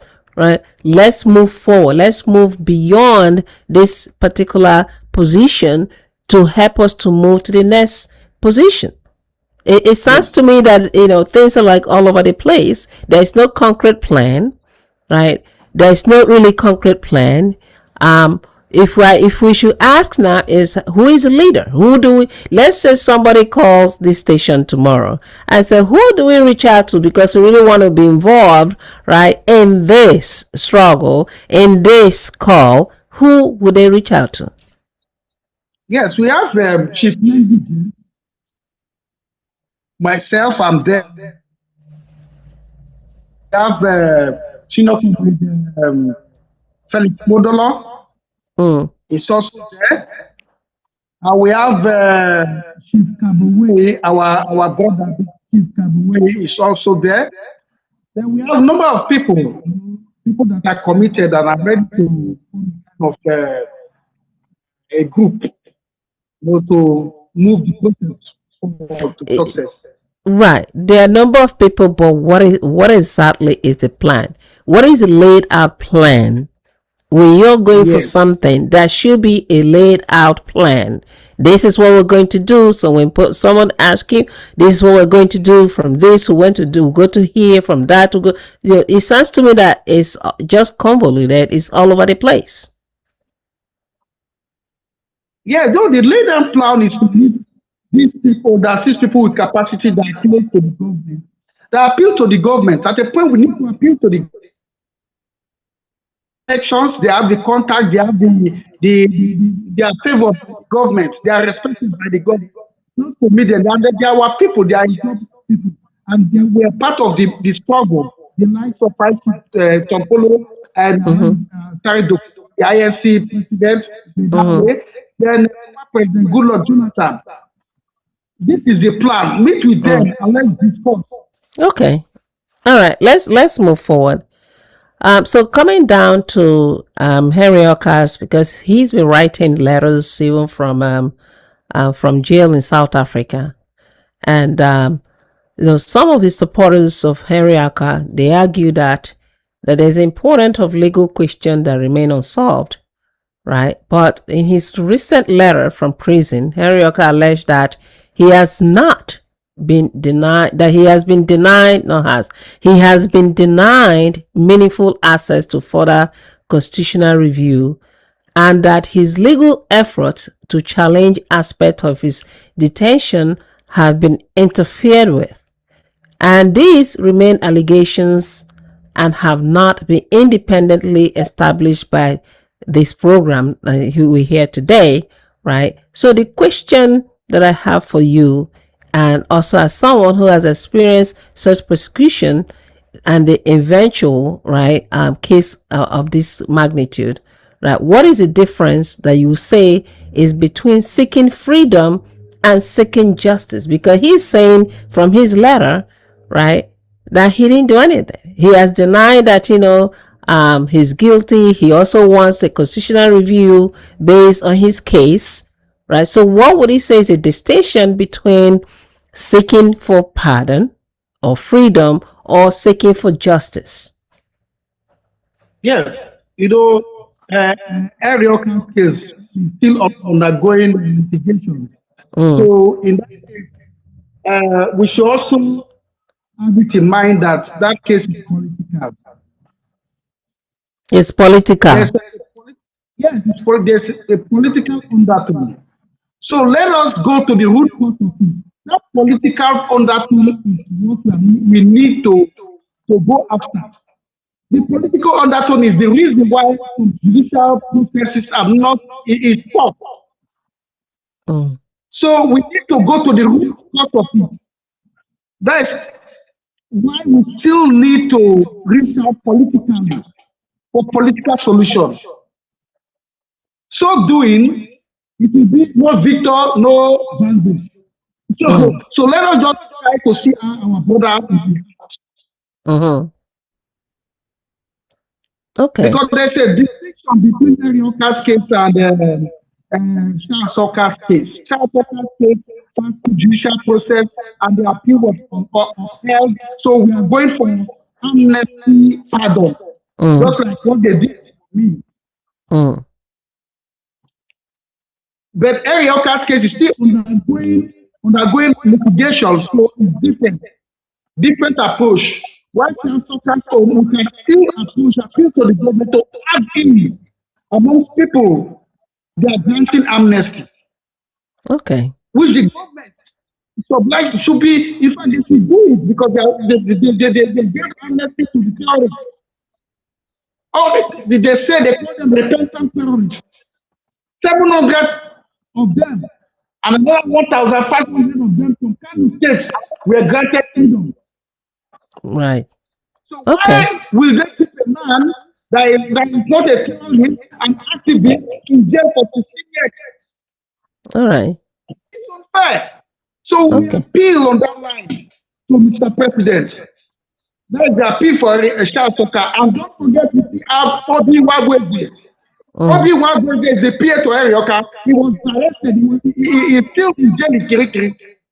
Wow. Yes, Obi Wagweze is the peer to Henry Okah.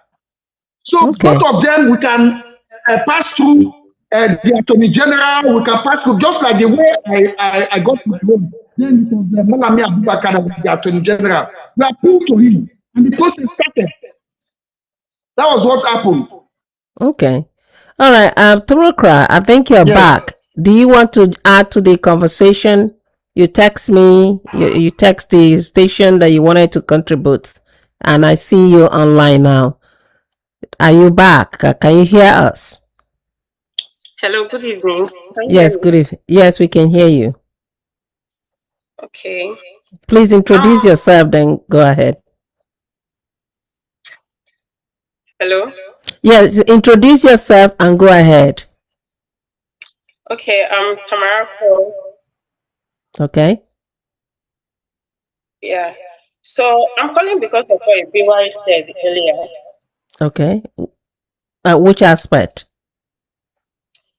In the aspect of getting some Polo and Asare involved in this whole process. Go ahead. Good.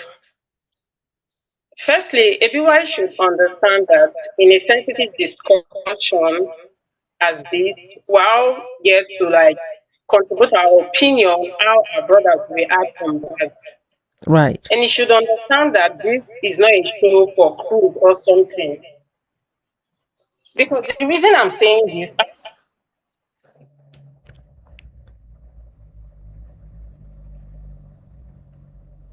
It looks like the network is also happening to you. Maybe you have to find that place. You know how we usually work hello, around. Yes, go ahead. can You are going in and out. If you can you just hear find me? a better. Yes, we can hear you now. Go ahead. Okay.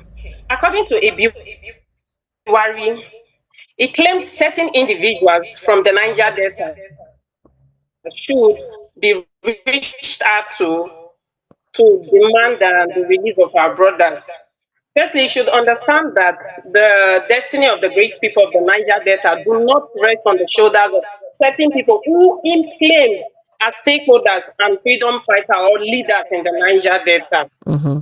Just recently, yes, Kompolo bought 15 gunboats for the Nigerian military and the Nigerian Navy. Is Ebiwari not aware of that? Is he Mm-hmm. trying to take this whole process as a joke or something? Because I don't even understand where it's coming from. In a discussion like this, he shouldn't be bringing Tompolo and Asare to it. What is he insinuating? Does it mean, oh, if these individuals are not reached out to, that simply means our brothers will not come out from jail? Hmm. If they truly have genuine intentions of him coming out from jail, they should have done that a long time ago. He claims, according to Ijaw, he said he has been in the struggle for a long time. How come he does not understand certain things? Is he trying to make mockery of those who are behind bars? Hmm. The Tompolo and the Asari, what have they done in the region? What have they done?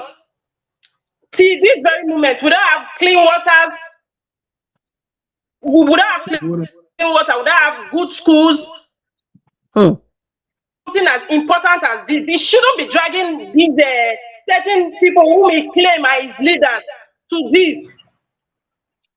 What is this? I'm not comfortable with this. Firstly, there was a time I joined the group chat, but I left immediately that same day because I was not comfortable with the opinions and their suggestions that they were coming up with.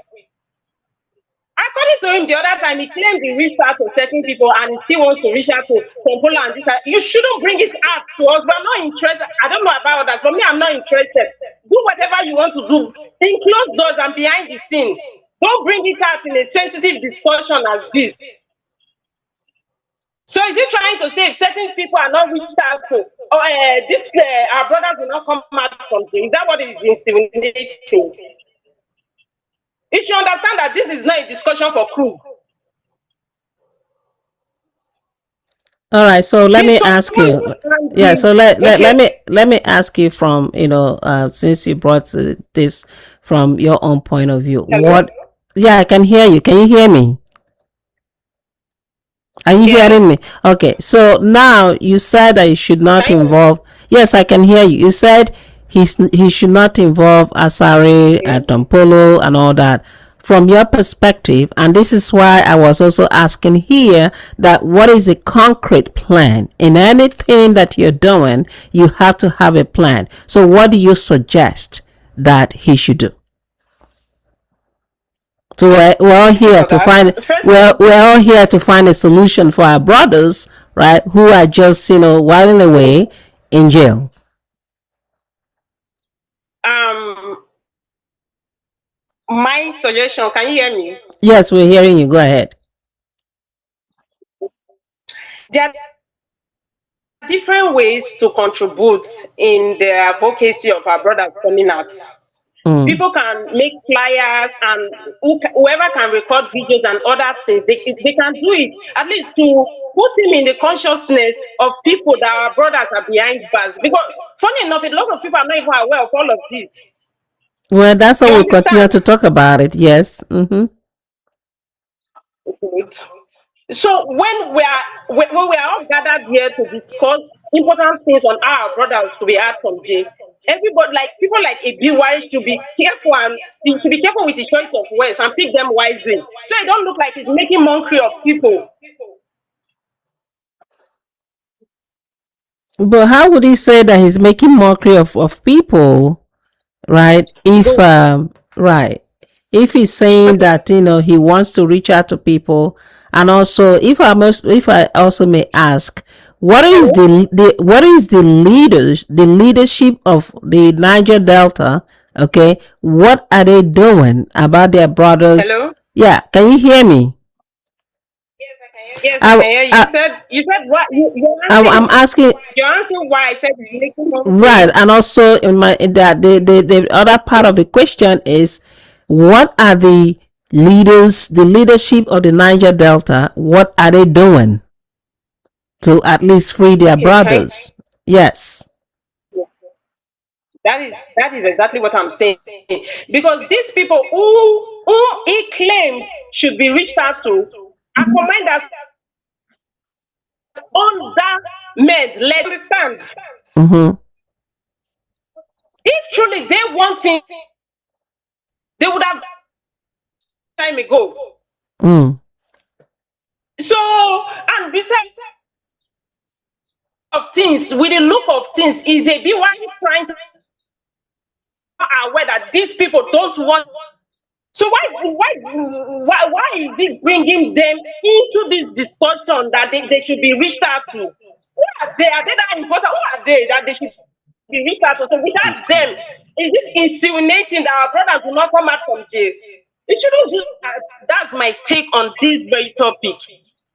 Okay, so what is your When solution? we're guy, Mm-hmm. okay, my Yes. solution is that everybody should, yes, everybody should advocate for that. A peaceful protest should be carried out. Mm. People can make flyers and all of that.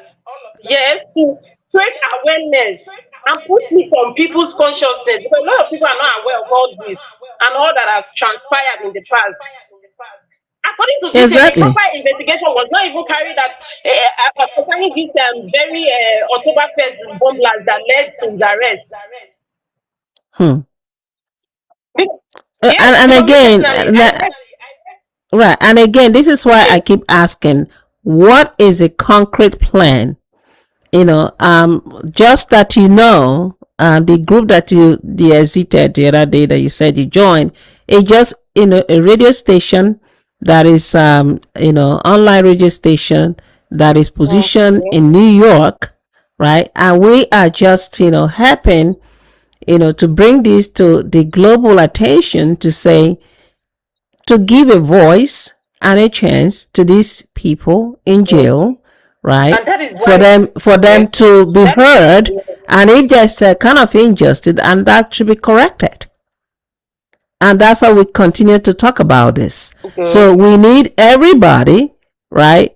Everybody's voice in this. Everybody should be part of this, especially if Yes, you're from the Niger Delta, or if you're an Ijaw person, or what have you around that area, that you see your brothers that is wide away in jail and nothing is being done. So that's what we keep that is why I'm asking. suggesting for a peaceful protest to carry that. Mm-hmm. Yeah, Mm-hmm. Mm-hmm. I'm listening. Yeah, you were hearing you. Just have to mute somebody. Go ahead. That is why. Can you hear me? Yes, we're hearing you. Can you hear me? We're hearing you. Go ahead. That is why I am suggesting that. Hmm? Mm-hmm. Hello? Yeah, we're hearing you. We're hearing you. Peaceful protest should be Can you hear me? You're going in and out. You're That is just why I'm suggesting that it please hello. Can you hear I me? think her network is really bad. All right, Ibiwari. So, what do you say to this? I mean, she's Can you saying it. I think I'm going to mute her because she's going, back and forth. What do you say to this? Because she's saying that it should not even bring the name of Asara Dokubo or Tampolo because that is like making mockery of the two brothers, those who are whiling away in jail, right? What do you say to what she's saying? She has her own reasons and views, and I respect her views and reasons also. I think what she's saying is not really out of place, but for her to use some words, that this is not a cruise. I don't know if that person really know what I have passed through. I don't know if that person know I spent 14 years in jail with these brothers. In a matter, I have not even, let me tell you, I have not even seen Okah in my life before until we met at the DSS. And I know what I have done to earth. I have, because while I was in jail, I contacted Goodluck Jonathan for this freedom. In 2013, Kisli Kuku, Obu, and all the rest, the CSO to Mr. President, were sent to see us. This same freedom. I worked for this freedom while in Kuje prison, solitary confinement. You don't know what happened. My dear, we are the insiders. I speak with Eric Eshat anytime, even this evening, I can call him and talk to him. I'm not hiding it. In jail, we have welfare. We can speak with them. What I'm saying here, it is what Shafika wants. And when I spoke with Shafika, some person knew about it. So you don't know. You are talking out of emotions. There's no time for emotions. We want our brothers out. I know the system in and out. Well, I I am mean, I am a just to play the devil advocate, I think also what she's trying to say here is no even why what we're doing right problem. now, right? Don't Let me every day. let me say this. But I think to play the other side, being the devil advocate is that what she's trying to say is that a lot of people are not even aware of what is going on. A lot of people are not even aware about the case. So I also feel her frustration that you should, those who are in charge of this case that you've mentioned their name, they should be serious about it and have a concrete plan, not just talking about it, or like she said, coming online, having a flyers and, bringing few people talking about it. It should be something that has to do with a very concrete plan that should be it on cannot be ground. discussed. Yes, madam, we cannot discuss all those things here in Right, detail. we understand that, but at We least can't. I think people would And like to all the know, time the yeah, thing, there's a plan, there's a group, that kind of stuff. Not when we begin to use the word like, yes, see, we will, then it becomes as if, it's tiring to hear that. It's not encouraging to some people. yes, see, the things I'm saying are the things the public are supposed to hear. The ones they don't need to hear, I will not say it. I know how I came out of jail. I know how I came out of jail. I cannot tell people. I cannot reveal it to the public. Those things Right, are boardroom discussions. right. Yes, and let me tell you, at this moment, we need to jettison emotions, sentiments. We were talking about reconciliation. Don't say this person don't have anything to do. You don't know. Well, it's okay. It's okay. Say, We because just, the person that is talking is somebody that paid the price. If right, I pay the price and I'm talking, I am an authority in area upper and Shasaka state. right. What are we saying? I am an authority, whether I like it or not. Spending 14 years for a matter that I did not betray. They tried to use me as a constitutional witness against them. I said no. And the people they use today, they are driving this cars, living lavishly. They call them big boss. They call them the good people. Stigmatized. My name was stigmatized today for these people. And I'm Right. standing to say, let us reconcile. It's a ploy. I don't know It's what that person is saying with respect to that person. That sentiment and that emotion is uncomfortable and it's discouraging. But this is a fight I take upon myself. If it's I okay. happen now, Ebiware, it's I will still yeah, talk to him. yeah, I'm Ebiware, beaten. it's okay. You know, sometimes people really feel, and you can also hear her. She was not only And talking let me know about. I did not She was. Excuse well, me. I did not She, dismiss her yeah, she suggestion. was. I Yeah, thought she. the But suggestion can I say this, please?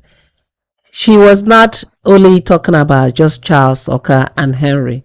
You could see she talked about the environment, right? She talked about the snow development. So you could see there's a kind of a consummation of frustration, not just this case, right? You could see that she's feeling frustrated as somebody from that region. So also have that sympathy. I understand that her sentiment, that is her sentiment, which is entitled to, right? But the goal here is to see how we can move forward. Okay. So the other question that I have for you, right? Looking at we're talking about accountability and go on. reconciliation, I right? cannot. How I have should so no how should matter. society, let me ask you, how should society balance sympathy for the Niger Delta cause with the suffering experienced by victims of this violence? How should society balance this in your experience or your own opinion? I can't hear you, please. I said that we're looking at accountability and reconciliation, right? How should society balance sympathy for the Niger Delta cause with the suffering experienced by victims of violence? How should society balance this suffering? Now, the victim of the Niger Delta issue, we are the Mm-hmm. victims. Mm-hmm. First and foremost, let us get our brothers out. Mm, Those people are key to peace, key to mm, development in Niger Delta. mm, Let everybody work collectively to see that mm-hmm. our brothers are out. We Mm-hmm. must keep to conquer. And we don't know whose interest is for them to be there. Mm, We must try and see how we can reconcile people. You cannot, no, I'm not debating for your question, so, but let me say this. We cannot dismiss people because we don't know who and who is within who about this issue that have been living right, for a long time. right, And we're all Niger, so I try to reconcile all the big wigs, right, everybody. It right. encourages the youth. If these Mm-hmm. people will compare, for instance, now just imagine every Okah is coming out, from every Okah sitting down. Just imagine, Chance Okah is coming out. We are all sitting on the round table. How will the society, Niger Delta now see? It's a important thing for peace. Right. Anything Okay. I'm saying here Mm-hmm. is not without I saw a message from that person to me, my sister, Samako Ahen. Anything I'm saying here is not without the consent of Shafika and Erioka. It's okay. It's all right. It's all right. Okay, so let me ask you another question. Uh, so given that you've been in this position and also you've been agitators, you said you're not militant, right? You've been agitator. What lesson did you personally learn from imprisonment that might help the younger generations to avoid repeating similar mistakes so that they are not stuck in prisons instead of being out here, right, doing the right thing, helping their people? What are some of the mistakes that you think were done that should not be repeated by younger generations? You see, personally, my experience, has to do with my openness to our people. Mm. They conspired against us. We Okay. thought we are fighting on behalf of them. But some Mm. people have some persons amongst us have different agendas, Mm-hmm.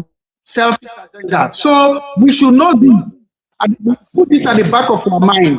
Mm-hmm. Whenever we are talking about Niger Delta issues, the Mm-hmm. smaller the better. Don't think about quantity. Don't think about rally, no rally, this and that. Think about the quality of people that have this commitment, that understand this ideology. The fewer, the better.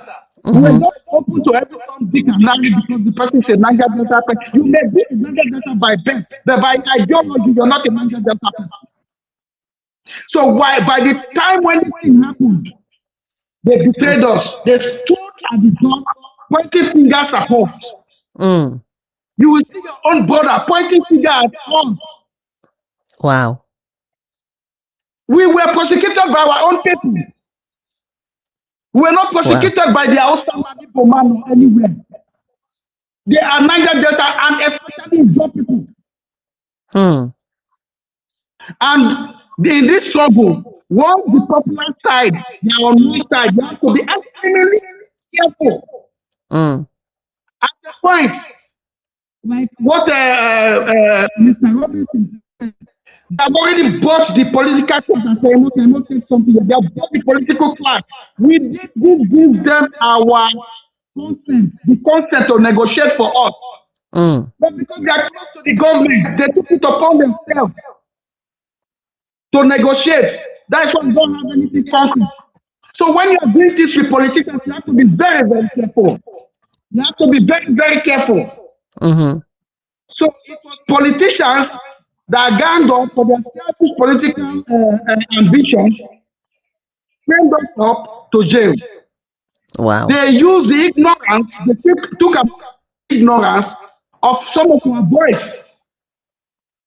Because the ideology of the struggle has not sank into them enough at Mm. that point. So when they came to Abuja, they saw Nigeria, they saw life outside and everything, kept them in the hotel, they became informants. Mm. So those of us that still had still thinking about what government needs to do for our region, they took advantage of it, hearing from us, they recorded us, they don't be that. In fact, I heard most recordings I made with fellow Ijaw boys that they played it to my hearing. I work for the Ijaw Nation. Hmm. I work for the So if you're so if man you fought are against us. so if you're saying this now, how the We fought if against ourselves. so let me ask you, based on what you just said here, that you weep for the Ijaw Nation, if you're weeping for the Ijaw Nation, then how can the Ijaw Nation come together to make anything concrete? And number one, you've also informed us here that they are the one that sold out their brothers. Right now, you weep for Ijaw Nation. So how can they come together to make anything concrete? To save these two brothers from jail? Because it looks like Sorry? from any angle that you go, there's this negativity, right? It in terms of lack of leadership from the Ijaw Nation, betrayal from the Ijaw Nation or the Niger Delta. So how can these two brothers be saved if from any angle, right, they try to go, there's a kind of a roadblock? How can this happen? This call for pardon, how can this happen if there's betrayers all over the place? Hello? Yes, can you hear me? Yes. I'm saying that That if the what yeah, go ahead. You heard me. Go ahead. that is why I want to be diplomatic about reach out to some stakeholders. Mm-hmm. You understand? Mm-hmm. You want to reach out to some stakeholders. Those people have the capacity. And those people are his colleagues. Mm. They have followership. They're influential right now. So many things has happened since 15 years till now. Things have changed. So we have to follow the trend to see how our brothers will get on of where they are, from where they are. Look at Chasoka. Chasoka is living with one kidney. Hmm. Chasoka is suffering in jail. As I'm talking to you, Chasoka is in pain. Just 2 weeks ago, some of us sent money to him. That is for him to have, because there's no medication there where he is. Only God saved me when I was in Kuje prison, Sokoto prison, Katsina prison, and Kaduna prison. No medication for you. If you die, you die. Wow. We were four. One of us died. God was his name. In Kuje prison. They fumigated us inside the cell. Fumigated us inside the cell. Hmm. His skin started peeling. It affected him. He died in food. I Wow. was calling Daddy from prison. I was calling. In fact, I took a phone from prison calling Daddy. That's what I was doing in prison to save my brother's life. Hmm. But Bokos, no medication until he died in my hand. Bokos died right in my hand. He has 2 kids. Those kids are relying on me even. Bokos died. Hmm. His dead body was there in the prison for one night. To an extent, we have to pay to take it. We pay for cost to even leave to the morgue. Bokos body is still at the Bagwalaga Specialist Hospital today. He died 2012. Right. Okay. All right. That's Yes. fine. Robinson, do you have any question for him?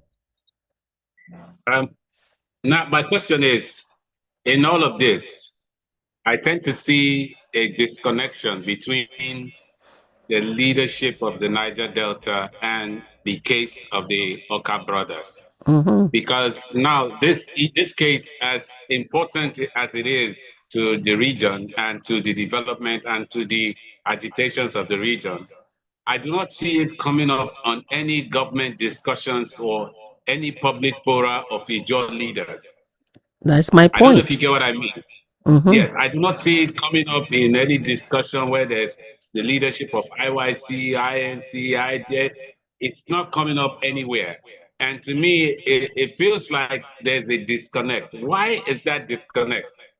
Why? I Good. mean, when Henry and Charles Okah were involved with MEND, they apparently had network connections with almost all Niger Delta groups and organizations. But now everyone seems to have said, okay, it's none of my business. And now you have to Yes. go and talk to people to get them to be part of this call for their freedom.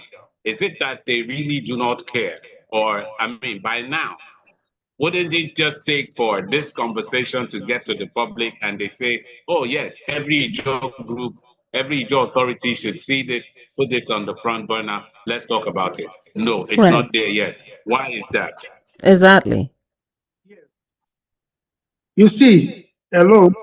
Yeah, we're hearing you. Go ahead. When I came out of jail, it was the IYC that came to usher me to freedom, led by the president, Senior Comrade Jonathan Lokubu. We are having conversations. Even this conversation, what we are, this, as I'm here, before we got to this, before today, we had this conversation about. You see, there's a kind of impression, negative impression about how the propaganda against them distorted and frustrated some of our moves. We are trying to build up the image. Because I was involved, they are listening to me, kind of. When they tell somebody that these people try to assassinate the number one citizen, like it's an Ijaw person, how will you feel? That is the impression many people have. So we have started the process. That's why I said it is not everything I can reveal here. We even have we have even started the process with the INC, the present INC. The past INC, I started something with him that I was not able to follow up. I don't know. I don't know. To the extent I was going to see an IBB, former President Ibrahim Babangida Ibrahim. I told him to accompany me because that man knows area very well. Mm. So this, I went there on my own. I told him, but see, I was just alone there. There was no backup.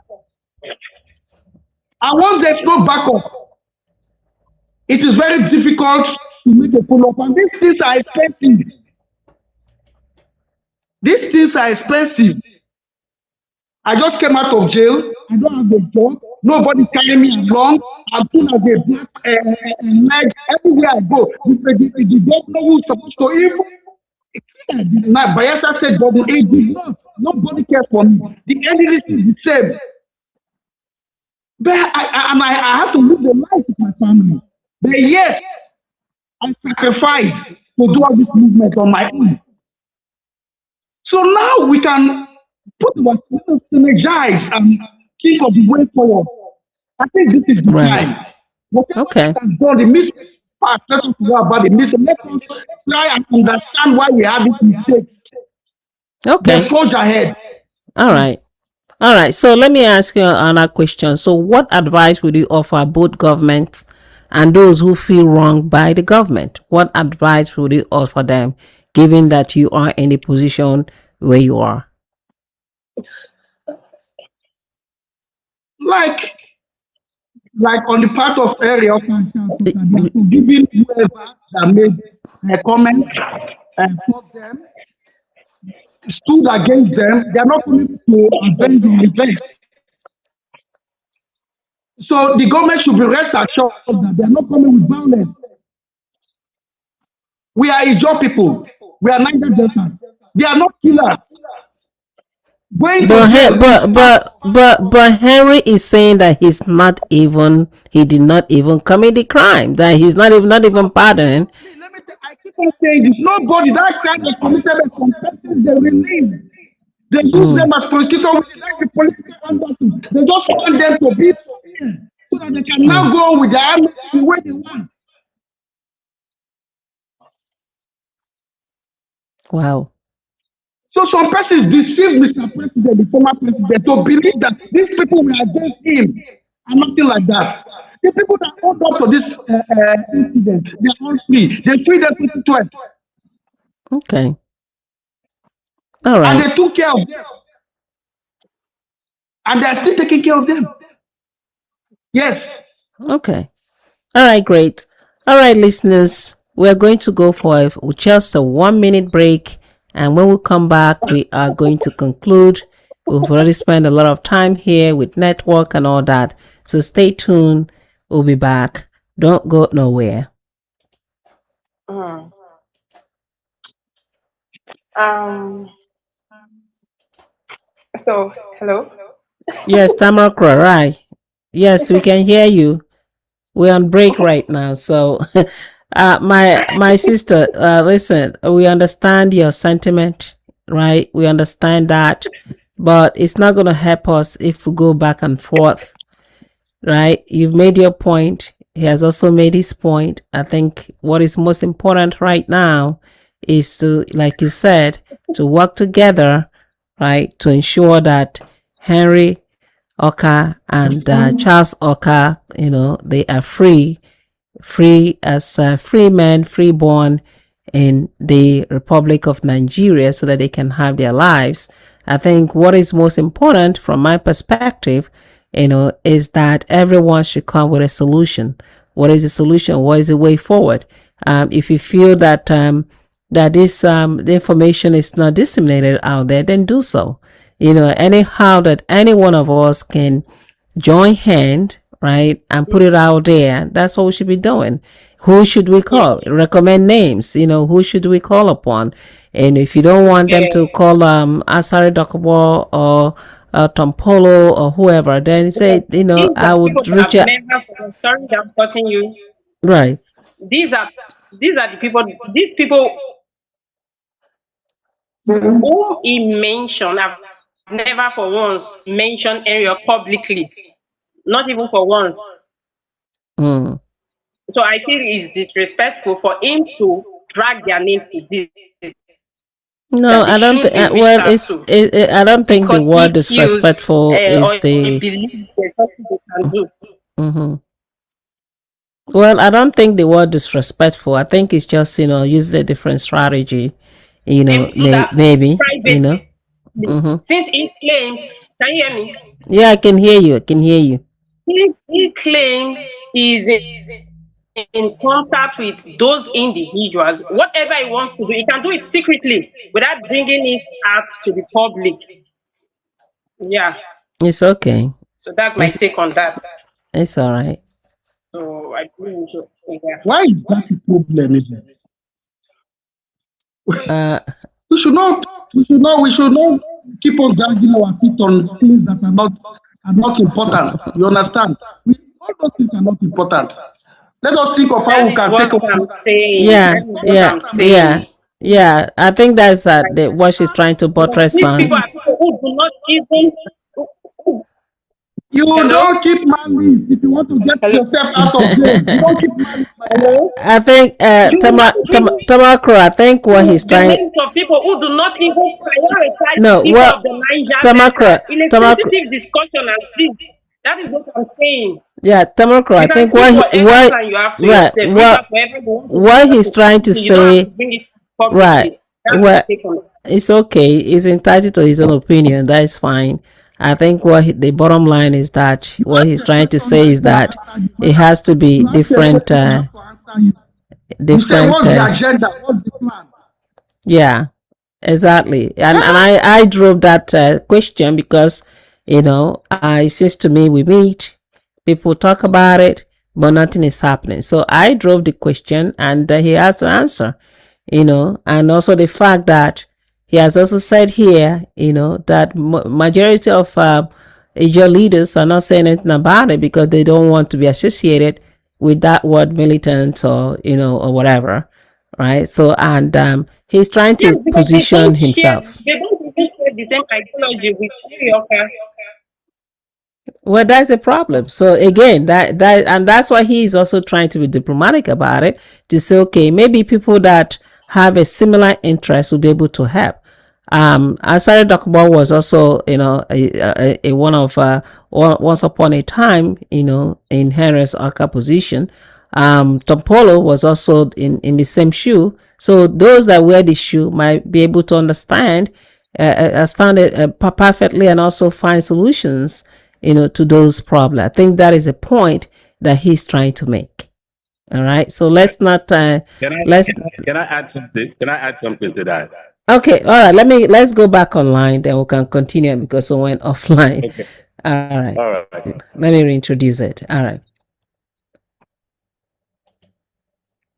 All right, listeners, we're still on the topic on the call for freedom for Henry and Charles Okah.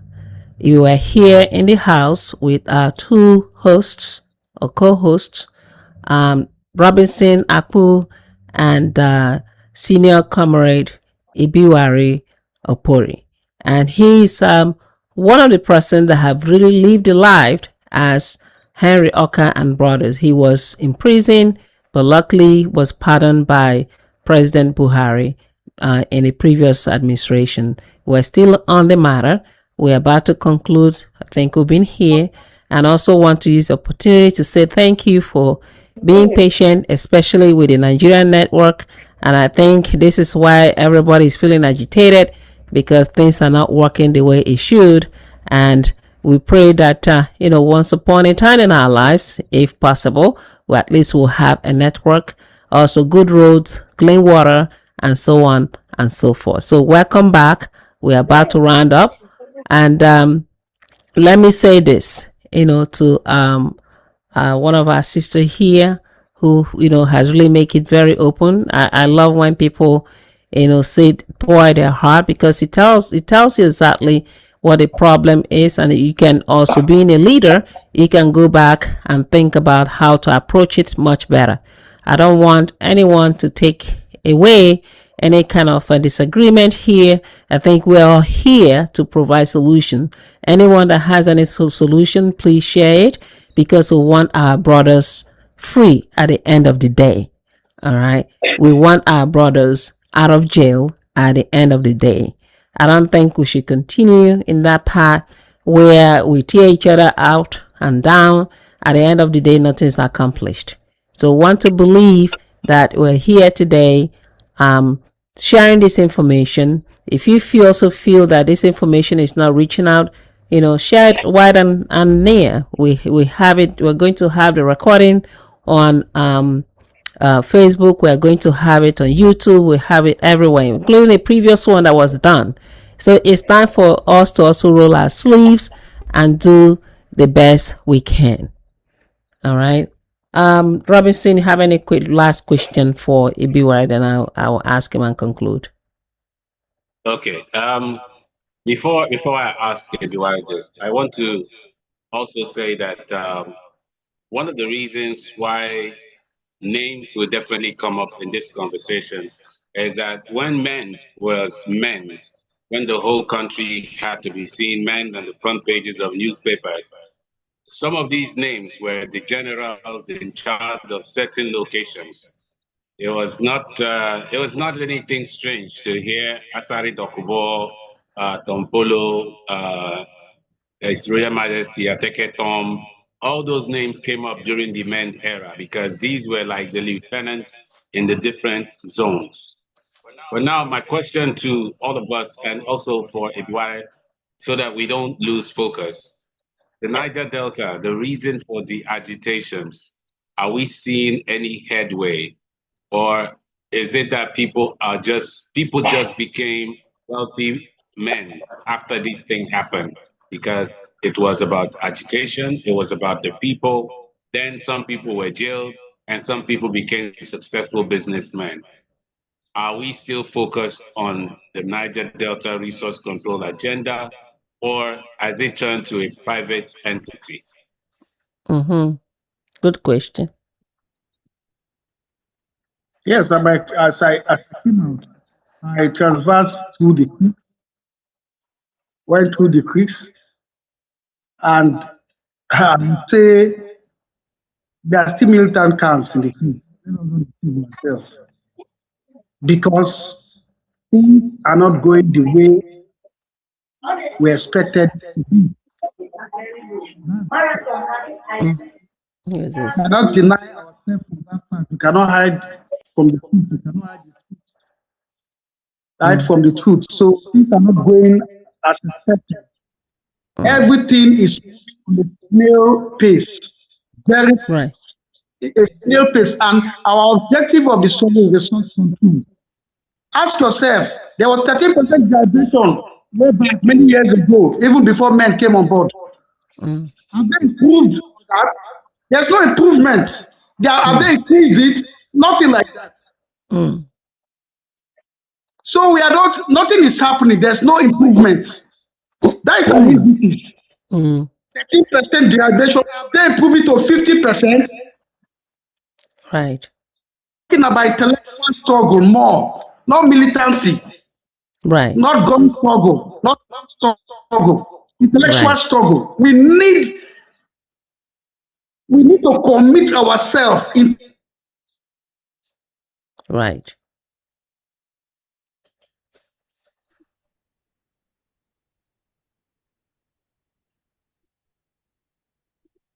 All right. I think the network again.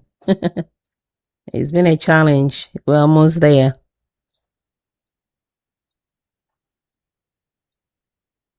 Nigeria.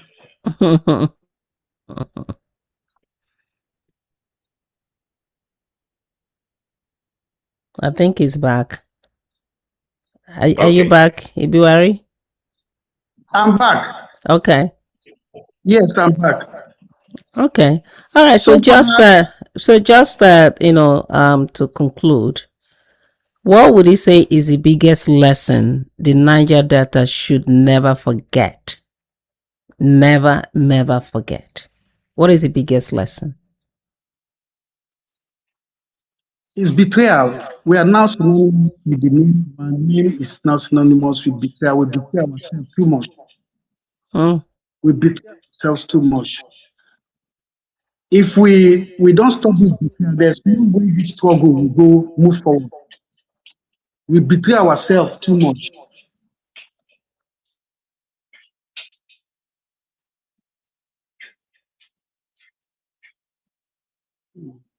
So you say betrayal. Yeah. Mm. Wow. Okay. All right. Well, in closing, I think we've come to that moment where we have to, stop at a certain point.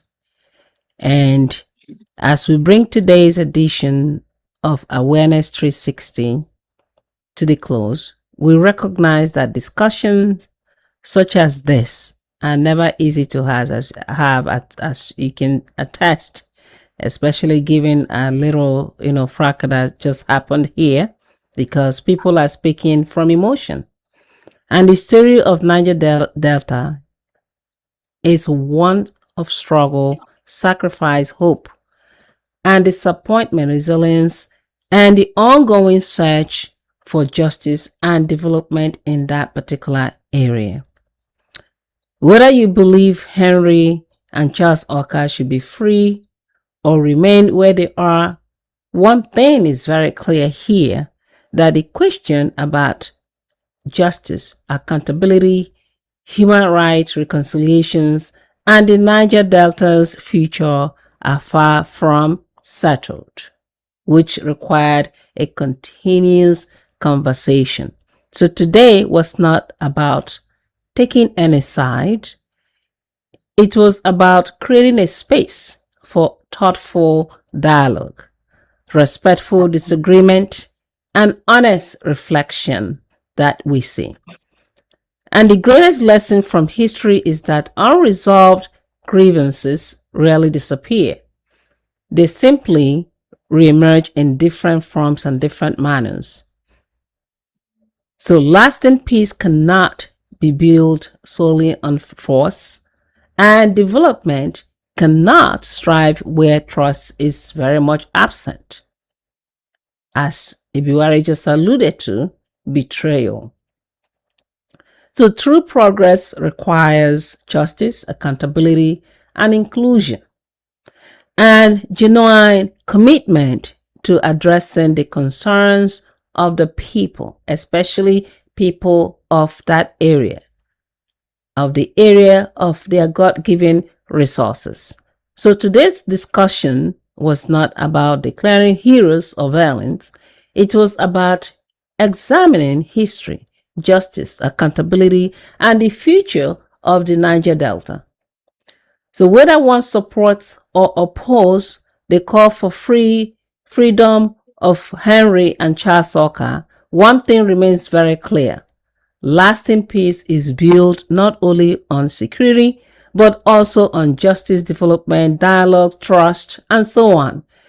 And this conversation will continue, because for 20 years from now, history will judge not only those who participated in this event, but also those who had the opportunity to learn from them and do something about them.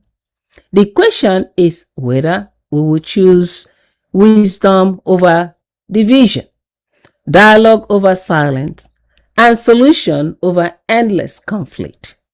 What lesson should future generations learn from the story of Henry Okah and Charles Okah?